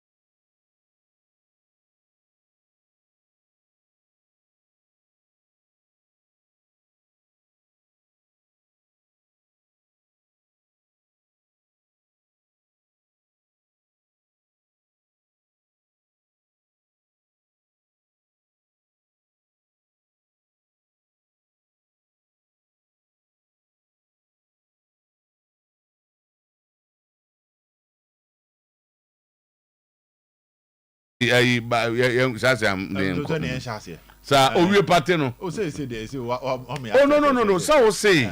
But and go for ye no. Go for people. Ba mo ntina se. Party. That means the conclusion among for don't say we choose Arsenal over the Blasters at this difficult time. And only asema no kese no. Okay, that is their opinion, but just a sanity. Party has always stood for the Black Stars. Waba, Upra. Player we pra recently. Pra han pa e party ni na o de ba bebo. Na say doctor so ya na ni su brino. Na untimi mfru plan. Say we nya asem I was say. This brino. Oh, ade e be ma untimi mfru plan there. Eh why dizzy ana o stage. He was ill. 10 days ago, more than 10 days ago. But 10 days, yari onto. Oh, but the omo yana fair to Thomas. when the feed comes out, a lot of yes comment. Captain Yaba Yankona Afi. Amen Scientific Hospital. No. Amen Scientific Hospital, the best alternative medical hospital in Africa. But you can't Amen, we don't refer to Ghana. You need herbal scientific hospital. It is a Amen. Sheikh or international award winner. Sheikh Amin Bonsu. Stroke waji holding. Say stroke. No joy area. Ubiye no obetim. And there are records. Wouldn't mu be a stroke de na to for ma Mr. Wa we were aiming at Chikwan. A woman sem a war. Sheikh. That come as Allah Shafi as a Yamini as for Neganze. Shafi ne Yankupon di. One of it sir Allah has 99 names. Ya Shafi is one of the names Allah is translated to healer. In your mom can Quran say na it's what the Bible say be best struggle. Bazak you be found the answer. Shafi healer. Yes. Nyamene yaresa for. Allah Shafi. Allah Shafi. Awo mu nsem na yade biara fako ya no me baby a Bible there no was say God the healer. the best diagnostic machine okodem okwaso be so shame requisite skill personal when you 24 different certified medications 24 science into herbal medicine aye kan nyina aim for na kofa baaye for ni chire kumase atwema techima memma yare bia anwunwuna the first so call baby anye yi no enkyere say aiming scientific into me o de ko Dr. Adams ho si ameka say and Dr. Fo ahodo ya train omo ya ko train bi o Turkey encha Dr. Adams e bi o Turkey ya ko bi ko train wo India okay and na doctor odi fit Turkey no mo man machine na nipa demu a to we Turkey for mo ntanyare sa machine anya earthquake na beba earthquake dey say ba anya ade dey be chicken na ko until 18 branches but Kumasi atwuma techima kwada so of Wasi road na wo ho no answer wafa kwada so o se ubusa atwuma techima kwan no o mbekire osisi a your boga your wa ba bia ni akra atakra de tamale atebubu nkoko sunyan o sefwi de bi so hohoi enchi Ghana ha ba bia shake adwuma your number ni 0277 afi 00 anase unyaka 02770 the aka 01234 t number no kan anything 02770 so captain the aka 01234 oh okay akoda be 02770 01234 and one 02770 01234 and one said that the man said be how I akra be kai 02770 and now 0241 367349 0241 367349 na fe ni ekon express group captain modako captain yeah delay mother dey me help me okay manim ko ha ye na no ko fo bi ba ko kire no ho wo de mother be ba adwuma ko kire no ho de nipa ho ko kire no ho unti sister etina wa fa mother brand em fa nko express group ho no there's arrangement be am na such as what yan yet yeah me se fa nko arrangement o de ko ho latest by Monday they open mother go then Friday there will be no classes so latest by Monday why can Friday no classes class on here down and already gone and it's already gone okay fan bra o de juada wo buy na mredwuma fa mother bra anopa na ama betuma ma driver for ikura de nako opon anu abana ni kofi chese obe kofi entem na nzen o de wonu kwa ti erase ko express group on kodo ma VSS okwa obenya kwa exam CB se obi ato no nza afre wa brochire school na apese okọ ni nyina akonya wo ho yenye connection wo ho eho yenyiska tienie yenyiska okwa okwa asem no wiane akire onkrata obehia ne ade kakra bi ede be nkrata bi amane aye ama kojo visa ba edu sika odi sika bejo visa na anu ya me ko Tuesday ko fa ya je visa mom be 36 omunye scam fama te bi no mo ho a na ye arrangement no agina mama bi ni ade je visa de odi okọ a easy crowd. O mama visa dia for number ni 055 555 0067 055 555 0067 024 900 0448 024 900 0448 unim ye free see e kan express group wasem captain okay ache o nipa ba ku kura ni wa ba fia aba be ka se me ko ho ne ye mi se edi mi dwirim eno de ko mumi nti asem na ye kan ye na ye nko peace walk no so baso peace walk and games promise Oyerepa promise radio TV ni o keke ka ho nyina na me di mafo e ba kren ka kambum ye organize election 2024 peace walk and games na de tie ni Saturday 9th November no papa Ishemwo Central Police Station ya park no so na afia take you off ni akwa we Abrepo AstroTurf we the games ka crash so. Oh, okay. That's a big occasion.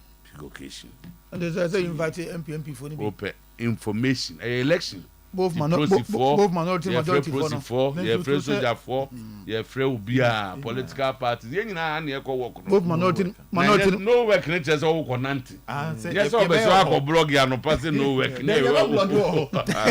entino both minority and majority for nyina is invited 054560 9877 ubia me 9th of November 9th of November okay memenda okay na 3 weeks 9th November sanity nti we ma for say wa fa honka doctor time that so ma say atwuma go ho no wo anasa akra so opoku ase mahira the number is 0244774282 0500727215 na afi yenko but movement for change afrafranto so work no say that mega victory walk almost a friend victory walk come di nkomo awie all the green money Abrabando so ma win election to almost say akunante the streets of Kumasi 6 a.m. china obo modern dey almost say o Center for National obo modern me bo center but o ma me wi ana me say ka me wi ana kwa ba me wi ana ba na dia ba almost say no nsia e o cultural center no ma ko wi Kumasi City Mall. Also, don't forget the senior Afrafranto man. His Excellency Alan Chemati will be leading the mega walk. I say he's a former ambassador. He's a former ambassador. Oh, yeah, Excellency. Yes. Right, yes. Or representing President of America. That is true. Yes. The senior Afrafranto man, His Excellency Alan Chemati will be leading the mega walk. If I turn on the so Emra, na yenko nanti na yensesa. Sa walk na obeko bi no. Ghana ora machominti nko meba adwuma 6 a.m. Saturday yeah there no 6 a.m. on Saturday grow fine na yenka if you have lost appetite don't mean need if you are experiencing numbness or nine on say UTT a draw may come from man grow fine wa wuntumi nda wo so sebi okwa feature flow ni ye no ohia grow fine necessary vitamins for good health and vitality will grow fine. Resistance against infections, quick and effective recovery in ill health. Sanity. And I know a party areas and what who knows. If you grow fine. So you are an person who told them. Say if you see that certain can be free be more.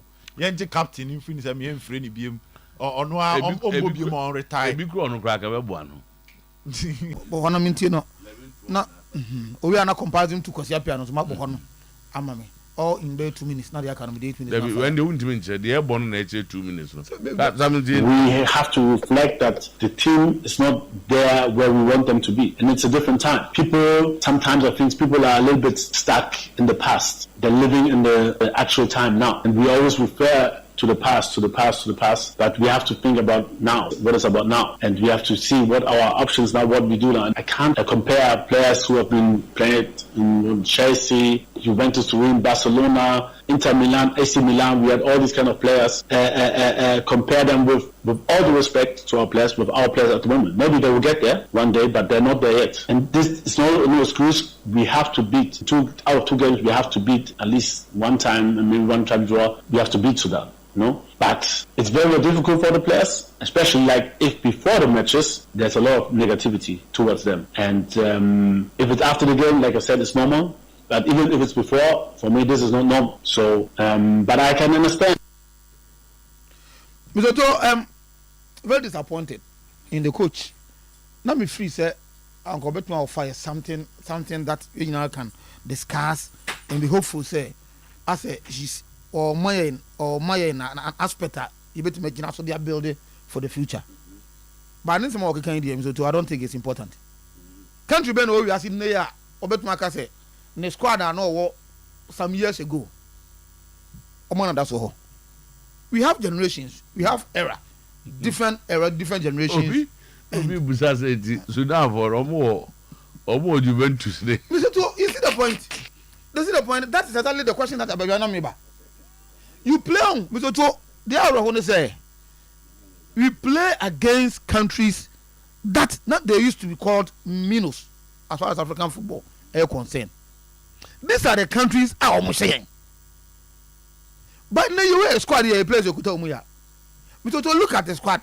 Who player Obo Monaco? Who Kudusa, Mr. Otuo, Obetma fitting into almost any team in the world. Who is the captain? Forget about Wamba, but he has always been part of this disastrous performance that I did. Just to talk about this few, you have others, and then Jordan has been playing the Premier League for all God knows. Ishao Kumu has been playing the Premier League. Among other players, so can players are regular, week by week, game times. This crop of players. As compared to yesteryears, whereby now you players in Europe, you have some few be now your top teams, now others not be complementing. So regularly, your players has been regular in their European teams week by week. You get these players together, and and you are talking about say players about Juventus and that stuff. We don't have them and that stuff. Meanwhile, you are playing against teams. Local teams. Niger, go there and tell me obu top player tomorrow. I know kobo 1-1. And then I make say yes. And no tamoklo work as be. So free say and yes sacking of coaching a bit my solve problem. Aka you maintain the name to and I sided with him because the handlers of the Black Stars, I mean, will say if it's about say sacking of coaches, they are but still we are not getting any result. So and so you get a coach and speak to the coach. I think you've been a house of folk I started a fruit at the mouth. Almost sake when it comes to Ouattara, they doesn't know. Almost free say they've seen something in even at the time man all lose games. No, no, be and the move free say that will come there's some support no. They do be or they ban. So one thing I ensure football development no say ube maintaining what you have, especially with coach and now players no more some time. So that aspect say if you have to go there fine. But if you start granting these interviews, you can't say much here. Now am I arguing the best as a master who's boy. You see, yes, generation come and go. During the time of Oyerepa, we had a generation at that time. That's appear and then came. At that time, not play with Oyerepa. And not even the level not on Ebu could do ye. Even though Ghana and they are so cast as a modern, I had the all-time top scorer our Black Stars. But will somebody tell me say the level are not on Ebu war in Europe at that time, no, as a modern or get you to that level. No. But one also at the time and he performed. So coach must concentrate on how to build the Black Stars, how to build a very good Black Stars than say or two are not okay same way, no. It's because the country not say you buy, you know, so or so many powers to say what they want to say. And that is wrong. It is needless. And Mimi Free say no, he's having he's casting a slur on the players of the Black Stars today, which is not good. So he's telling us that because you're these players, and your players cannot perform. But yet you keep depending on them. So why don't you turn elsewhere and look around and start telling us, hey, you want to build a future Black Stars? A lot. Why do you continue to depend on them? Per what he's saying, because you don't have those players. So try to tell us, I'm building a new Black Star near here. So to a bad comment that I not me expect say Otuo okay. I say or making sure say only no who's on one kasano or a lot of things. Yes, or those the kind of juma. Nebuano, more pushing for baby. That aside, I don't know. So that we know what our case of 1 minute. Based on 10 minutes, I got 3 minutes. So when you know, then I'll come back to your local league. Meet Coach Ogum. The interview are not all granted with regards to club or anything, but first I acknowledge the club or any Beshano, their own possessing, and he feels that the Kotoko team today what it takes to account for Samates. On the flip side, because he flipped Samates coach. To Nuruddin, I say my work and I say they are coming to Obuasi with the mentality of not losing the game. And the game no is to a tough no. I don't know because Kotoko lucky say Omubobo way or Obuasi. Now I'm going Omukwa away. Because now me hear Kotoko going to US return here, na koba say for psychology to psych some of their players. Now almost able to kwa boy. Now another story. But here they are playing at Obuasi where they will have their supporters behind them. See, if there's any, I don't want to believe that there's a problem, but if there's any, you look at the supporters and begin to perform. A league game or two teams will be a lose game. As far as league are concerned, will be a lose game. So to Samates more or less. Because how they are doing Omutimo, they are becoming a formidable side in Ghana here. I say, at least to one level, to Ghanaian level, and the level be appreciable. They are doing very well over there, and they are putting a team together. This is a team that went to Africa. Unfortunately, I'm fat because they met a side that Ghana team be and of African side. But they still have something that in the Ghanaian league, so you underrate them, it becomes a problem. So I'm happy Coach Ogum has seen all these things, now prepare the team, no, Ediako. Kotoko team, no, a very good team. Even though I'm fan with them, no. But even in that, no, they are finding a way to win. So let's watch that game. I see more of a drawn game on Sunday, but if there should be a winner, it be a slightly Asante Kotoko. House of Folk to Dreams. Yes, the House of Folk to Dreams. You can form games. They've not lost. Near Sunday. We send 3 hours. And now we have plan between. Oh, try me come back. And the production. Yes, I come in. So say, but say, I didn't be a new team with the Akenya. Okay, so being carried there. If you are going Omo can so be any the Intiama or Jai. Sibia Bibi on it, own me, Madias and the Kama. Oh, they've been regular. Baba have been regular on Saturday. I don't cancel over coming Cobabiana. No, just Biana. Baba was a chance of quite your job. Baba Pong program. I do not do me in Quanda. Book only on Saturdays. I'm for any the book in Babadia. I said it time to shine. I have a born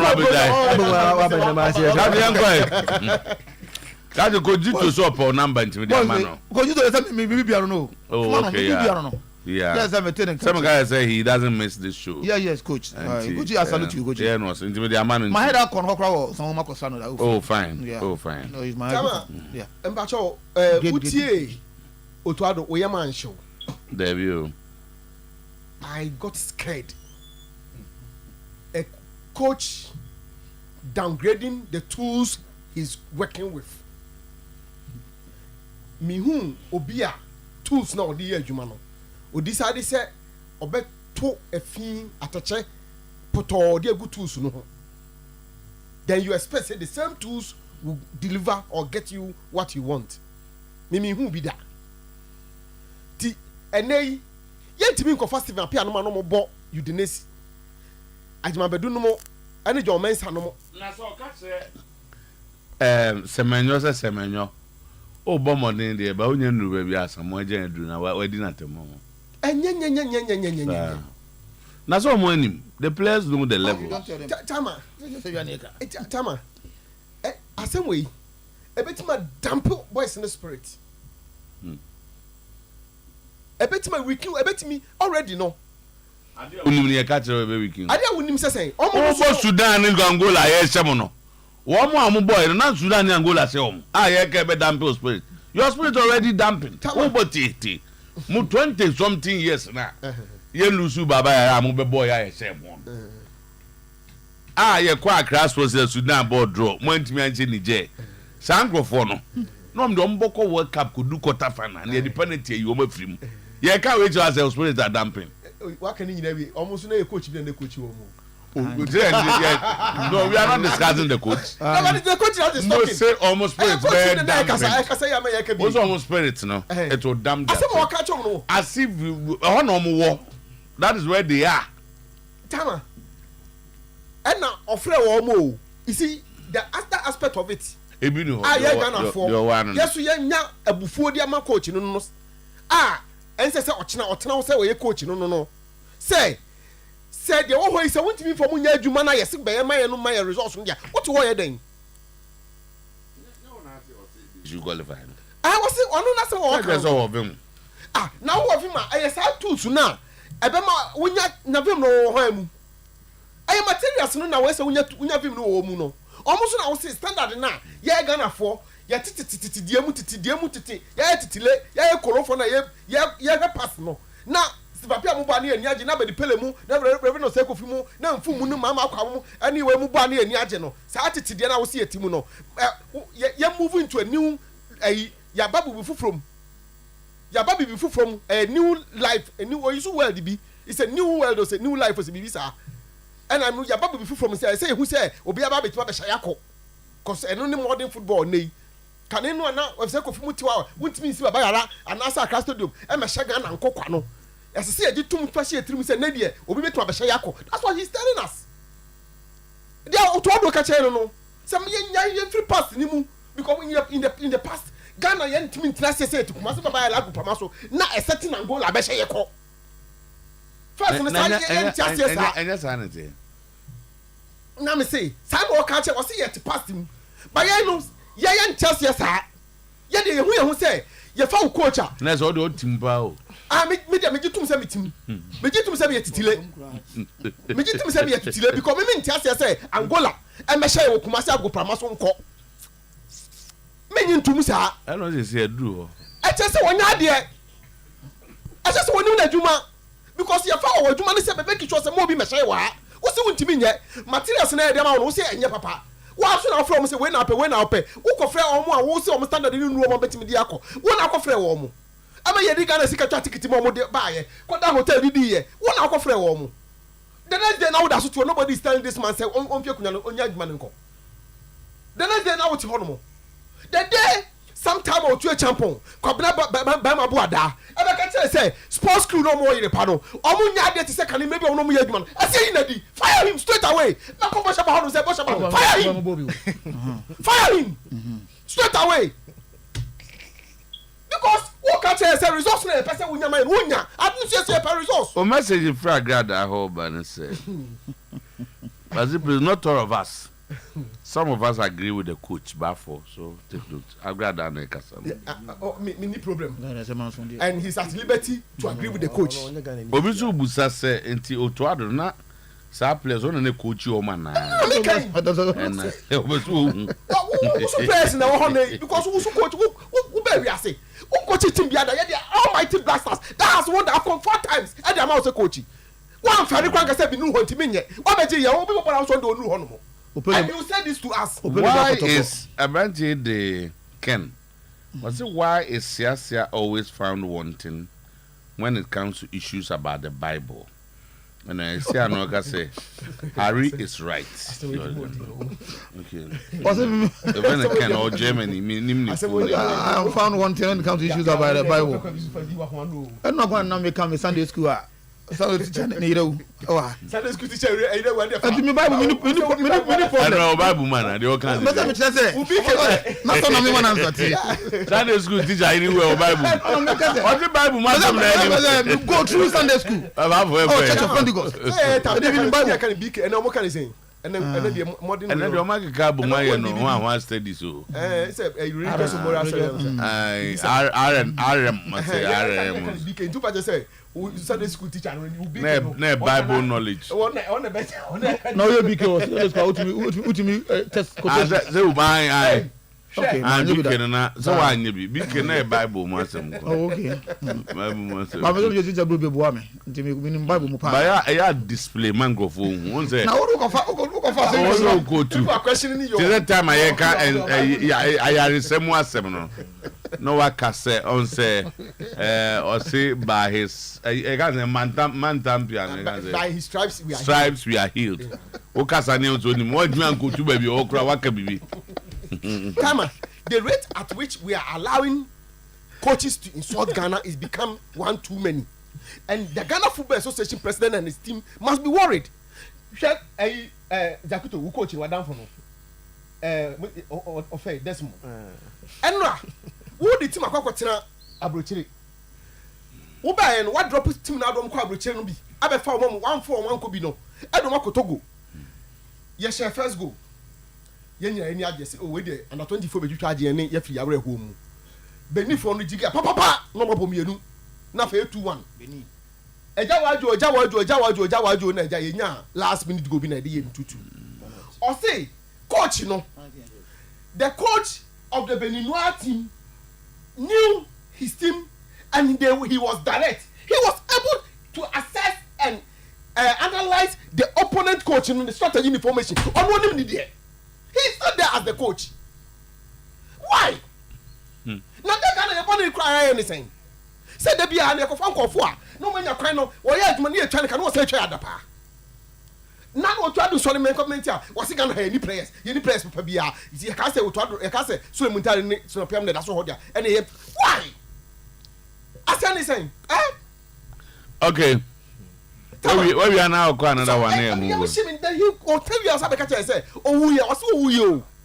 He died for 2 days now on woo. Okay, before.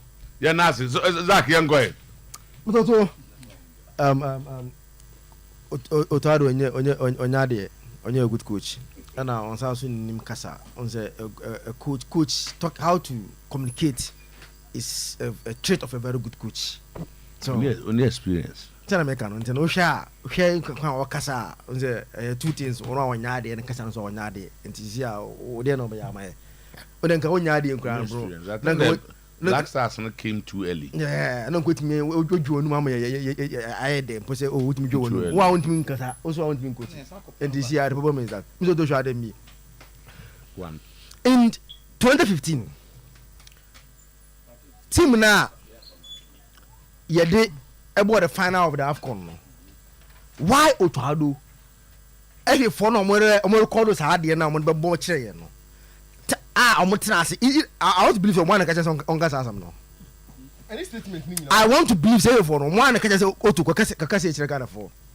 You see any place be I think a pump Otuo-Acheampong from that video and say hey what Germany already you told us say in the next about 3 years no your future lies in Germany not Ghana here don't go the other as ko. Mzo yeah but I've come 2015 no. Baba man no boss big. Advertisement wireless no about Trabzonspor. Brahma bode na obo said division 3 boy Spain. The first goalkeeper. No about division 3 boy Spain. Ajambedu that no Oidini. Hasnafo no Africa ebo Esperance. John Boy no bo Keseri Seri Sport. Na Jonathan Mensah ewo Avienne. Onyam firi onko no wo Avienne. Na Jordan ewo Aston Villa. Rabi Mwambe no Ruby Kuban Krasnodar ewo Russia. Ena Solomon Asante TP Mazembe ubanya Wakasu no Celtic. The list go on and go on and go on pacho. because the coach appointed or Uncle Fana. Unyadia, what born Unyadia was only players. Today, South Korea a final of the AFCON, which one teams on Mumbai. Now to compare the team that we have today, they come no near in terms of climb or mobile. I don't know maybe Unyadia was only players on team, Papa. Look at the players today. And that one near my boy Leon.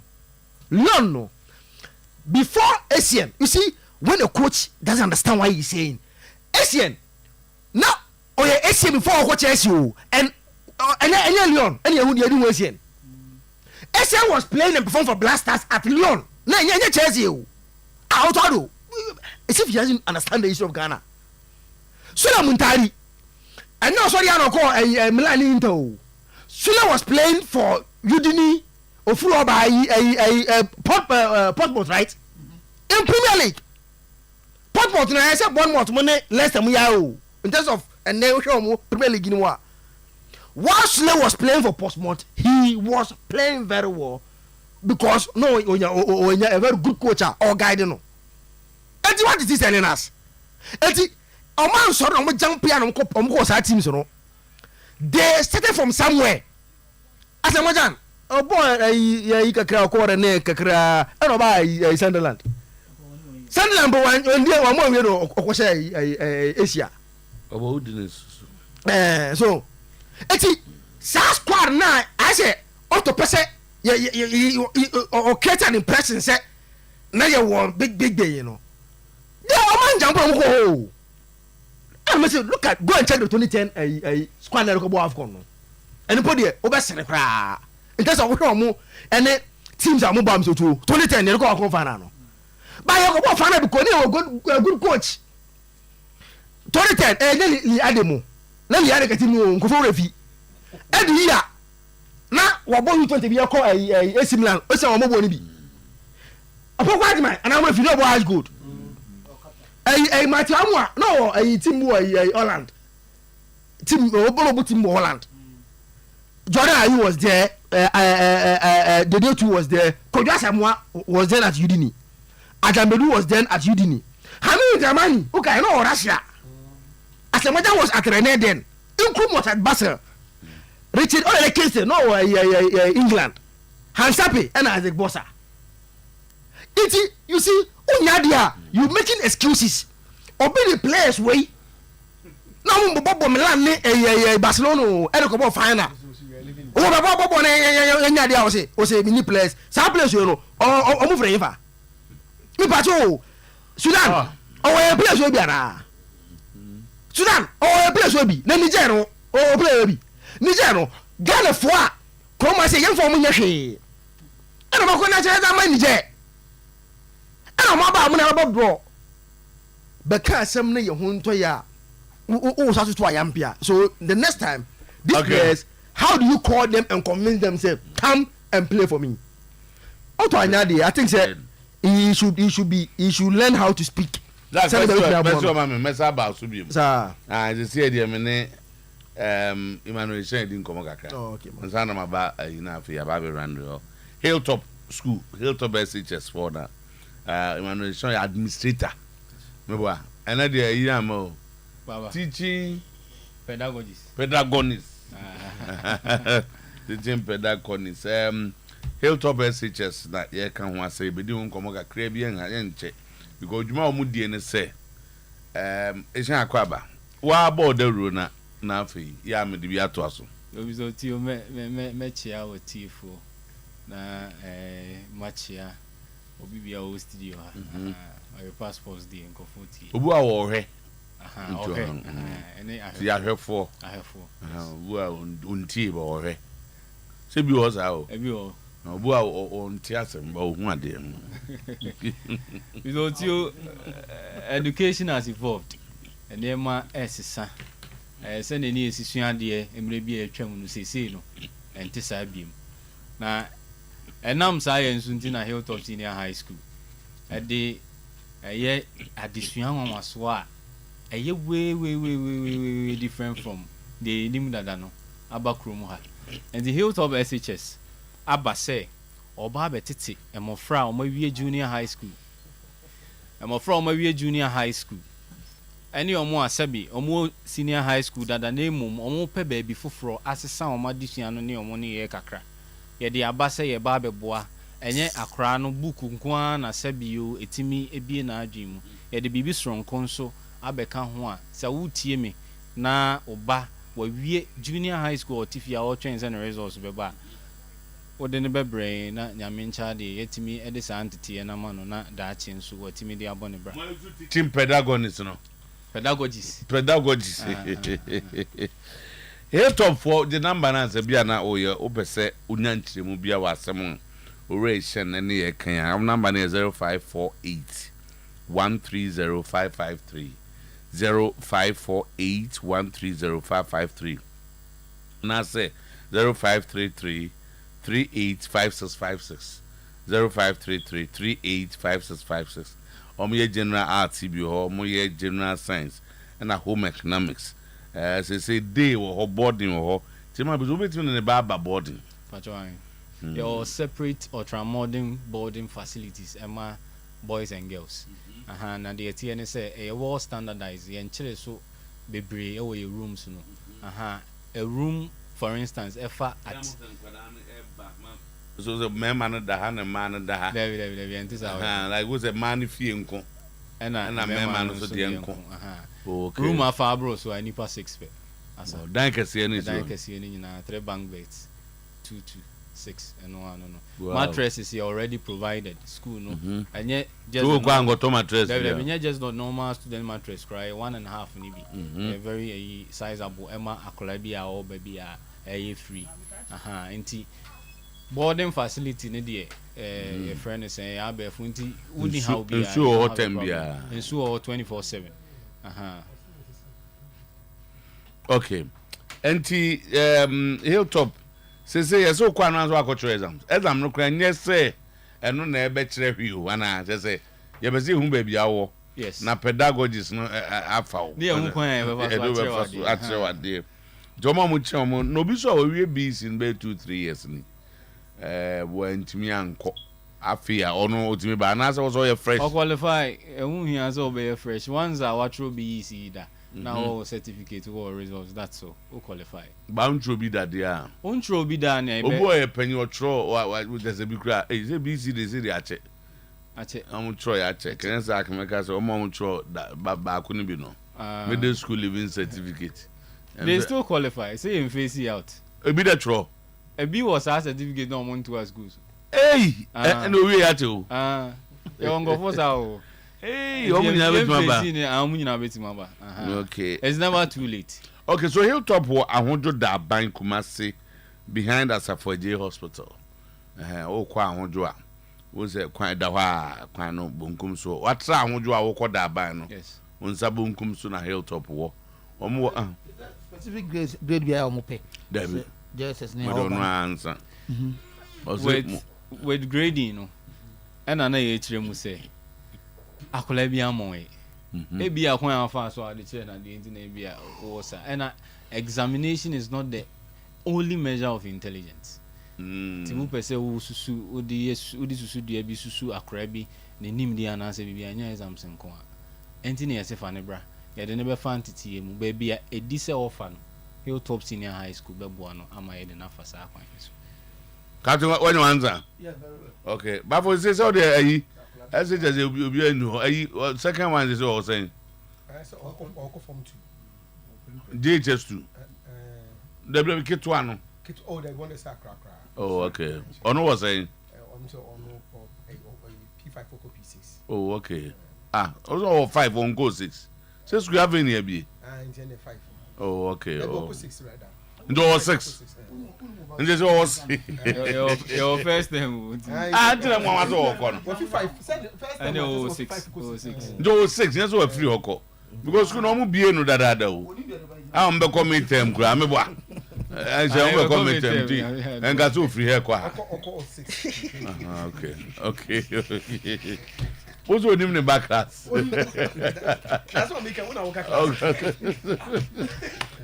okay the Hilltop for and in school of captain who said the whole city Hilltop standard no was so ne boss nya ni ho debi o we ne ma na hu na wan we a o be ha akoma ma otiapo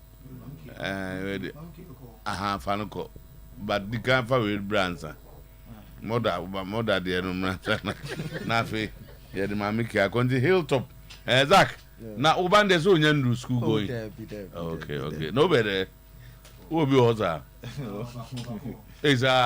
also was saying or go kg KG now by na the case just was I'm from go Hilltop I found do said the school was it here now share borders no crown NFL now share say the oh here come say no master now here come that's it just we no so say the AC con until number no be 0533 385656 0533 385656 and 0548 130 553 bu otia na the machine no I think I am manage hone as we identify our strength from the onset not go through so them from your man there no easy pedagogy we identify our strength na pedagogy say be aka we going to say to teacher for na later on me who say sana for me for example my strength was to be there and listen to the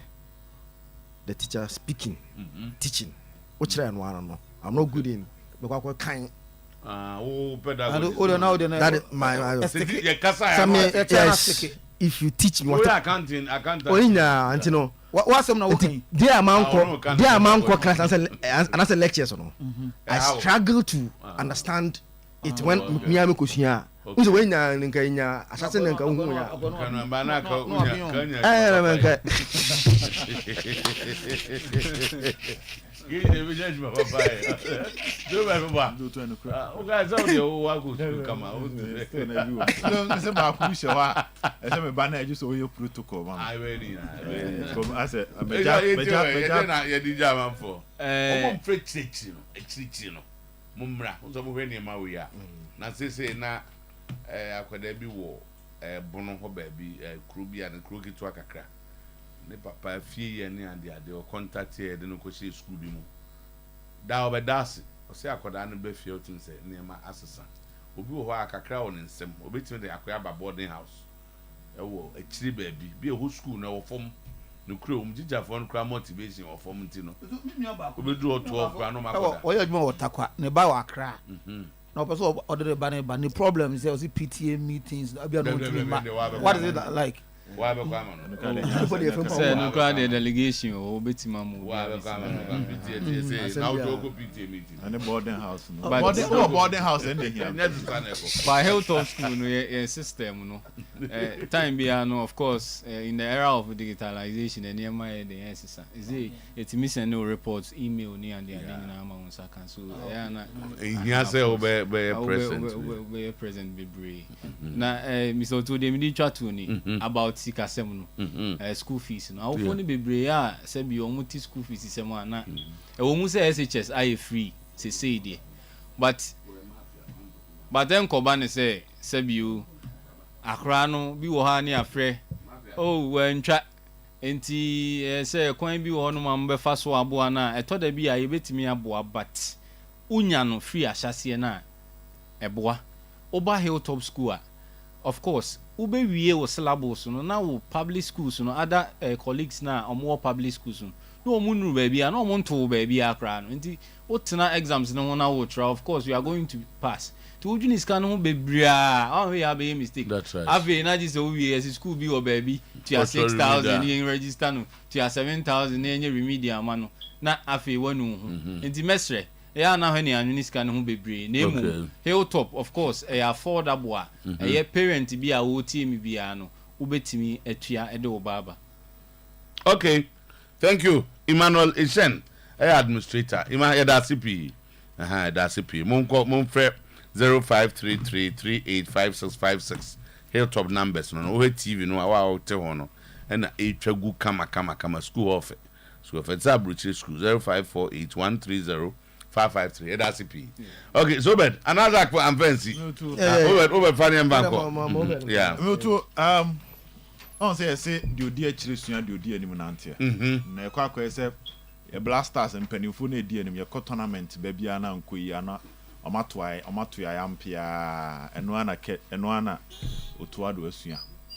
Otuo kai say a call AFCON and Milo. Ya ba na Ketio so krekuye interviews e Ghana ye ni Ronaldo ye ni Messi bia. Okay. Yeah, na coach na. And difference be any. The same They be difference be any. I think they even doubt the quality of the players they call. Who say enema JF president say the players who bit mabo ni jege. So anything they tell them so that's the result we are getting. The odi anim no nante na the odi akire ni suana and one Otuo-Ado abeka bi agba Mr. Otuo, you see, arrogance is an enemy of wisdom. Arrogance is an enemy of wisdom, and when they speak you feel that arrogance you don't see any sense of responsibility. Say they don't feel any shame in their poor performance. So my conams to uncle you also bit me cast out moon say when no ho as who say wama won say si form body language when they are speaking, even the kind of words that they are using, it's like we have to accept that we are here, we are bad. That is what Otuo-Ado at this particular point in time is trying to tell us. So clearly, Otuo-Ado's speech, there's something called wise communication. It being said in yeah, because wise communication in critical moments is able to restore the love the people have for you. But when you don't exercise data, when you are speaking in these crucial moments, a crisis, Abania try to manage it. You destroy exactly the problem that was saying. And Obi Otuo-Ado asemi bia tepe. Na ne bo afu more. Blasters game no course on Tuesday. Naturally, any panel. Wednesday na yewure fiba. Thursday ni yewure fiba. Enti unya be 3 days but tosona wo kasa. A strategic communication, something that was scanning around and what the people are saying. And I would do something would it be that is sweet enough to dilute the anger of the people. And now they betum after 3 days. Senka right after the game kwano Otuo-Ado kasa say ya. Otuo-Ado kasa at that moment the emotions fluctuating tibia on stabilize. Tibia or can be gum keke. But after 3 days when ya botre and who the and with the pain of the people now but too much your speech lacks wisdom. And clearly an issue of arrogance. I don't know wise communication. Wise communication. There is nothing like that. What's your communication, pal? Me Otuo na ya concept. So they also can wise communication. After communication be a wiser. The principles, you know. Principles of wise communication. It must be clear. Clear, yeah. Precise. It should consider the listener's perspective. Nipa na okasa achire. Okasa ma chire no. Ozo fans onzu onyanza on the tears. And hu no ma na otias ma se. And empathy no.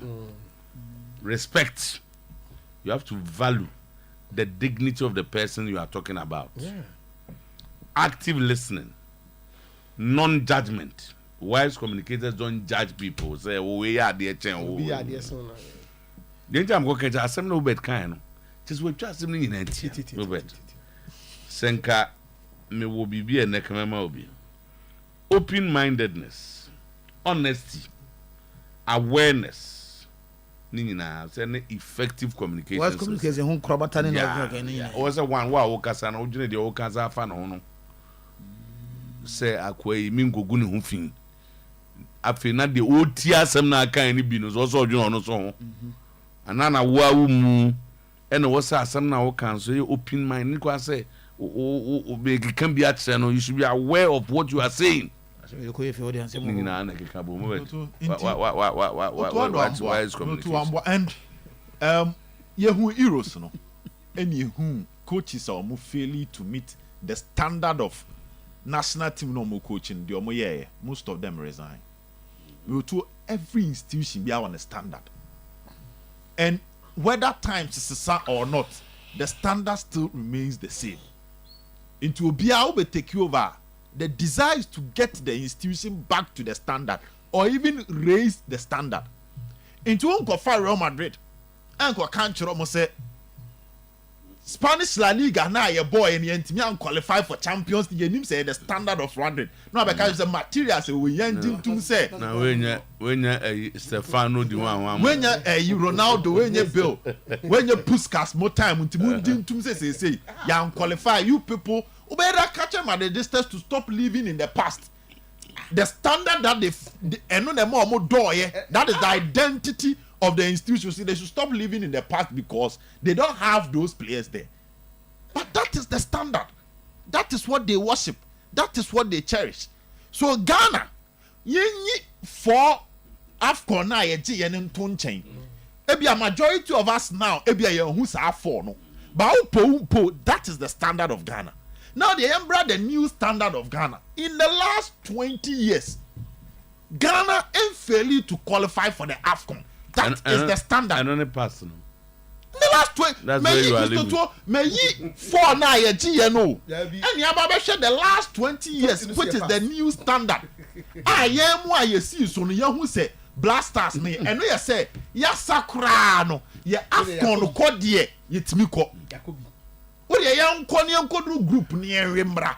Yenim se Kony yetimi ko. Now we are at a stage Akono. Sudan can even lose the next 2 games. But the kind of performance the Blasters is putting up, GDA say, and they are qualified. And now you are telling us that we should stop living in that past. Just which you Otuo-Acheampong. Among 4 GD said you were part of that standard, the new standard you played. Into your pobia. One who send your identity or back catching players, no. You were part of it because new standard they build big boy. Now who ba catch say adiana ye dia tete nyina na yemfa nto yachi na yen tum say baby ejina na ye dia Mr. Clearly this is somebody in any serious institution a sign of giving up, and the next thing should be baby track because a sroni a person kon one cast where the can boom wa boom fia say ye need the betimi de akọ into the anima yede. But I mean free Heroes you search coaches resign after Heroes. Who coaches are resign after Heroes no. But Otuo-Acheampong just 15 games for Ghana. No, it's on the 15 games. So no crano. And then Kromo so on say work up na so to answer the entire battle call. I think it was in South Africa. WWE World Cup 2006. World Cup Bobo qualifies in bio. I think he played in some of the qualifiers. Say go in 15. No too. Into celebration come here obi our ball. Akwa World Cup. But he never played in AFCON. David.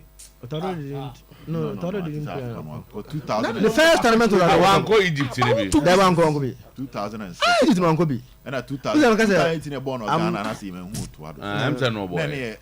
And we are Adoba. He didn't know Holland. He didn't play the 2008 AFCON. 2018 on I'm saying after the World Cup, he didn't play in the tournament again. Go to the second year 15. Okay, be a qualifiers. Over president at time. I say Kiania Brepa. I say Kidney Sifom near Twaso, but a honor assembly one. He played for the Ghana national team for 7 years. Commencing 1999.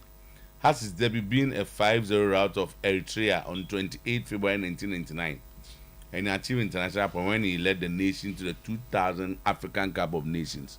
AFCON 2000. He started for Ghana as right midfielder in the 2006 FIFA World Cup game against Czech Republic. So he had a span. So at least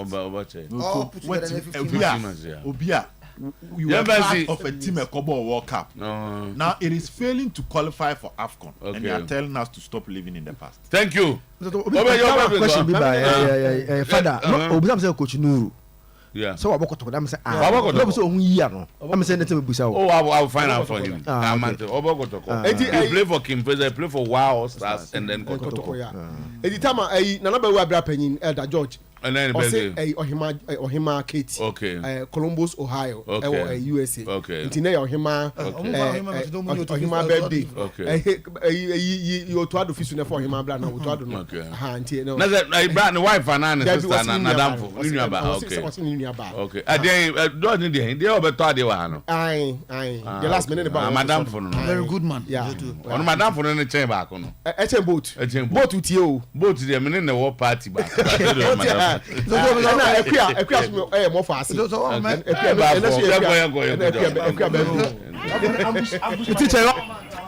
As for this year's elections, dear, I want my candidate to be number 1 on the ballot paper.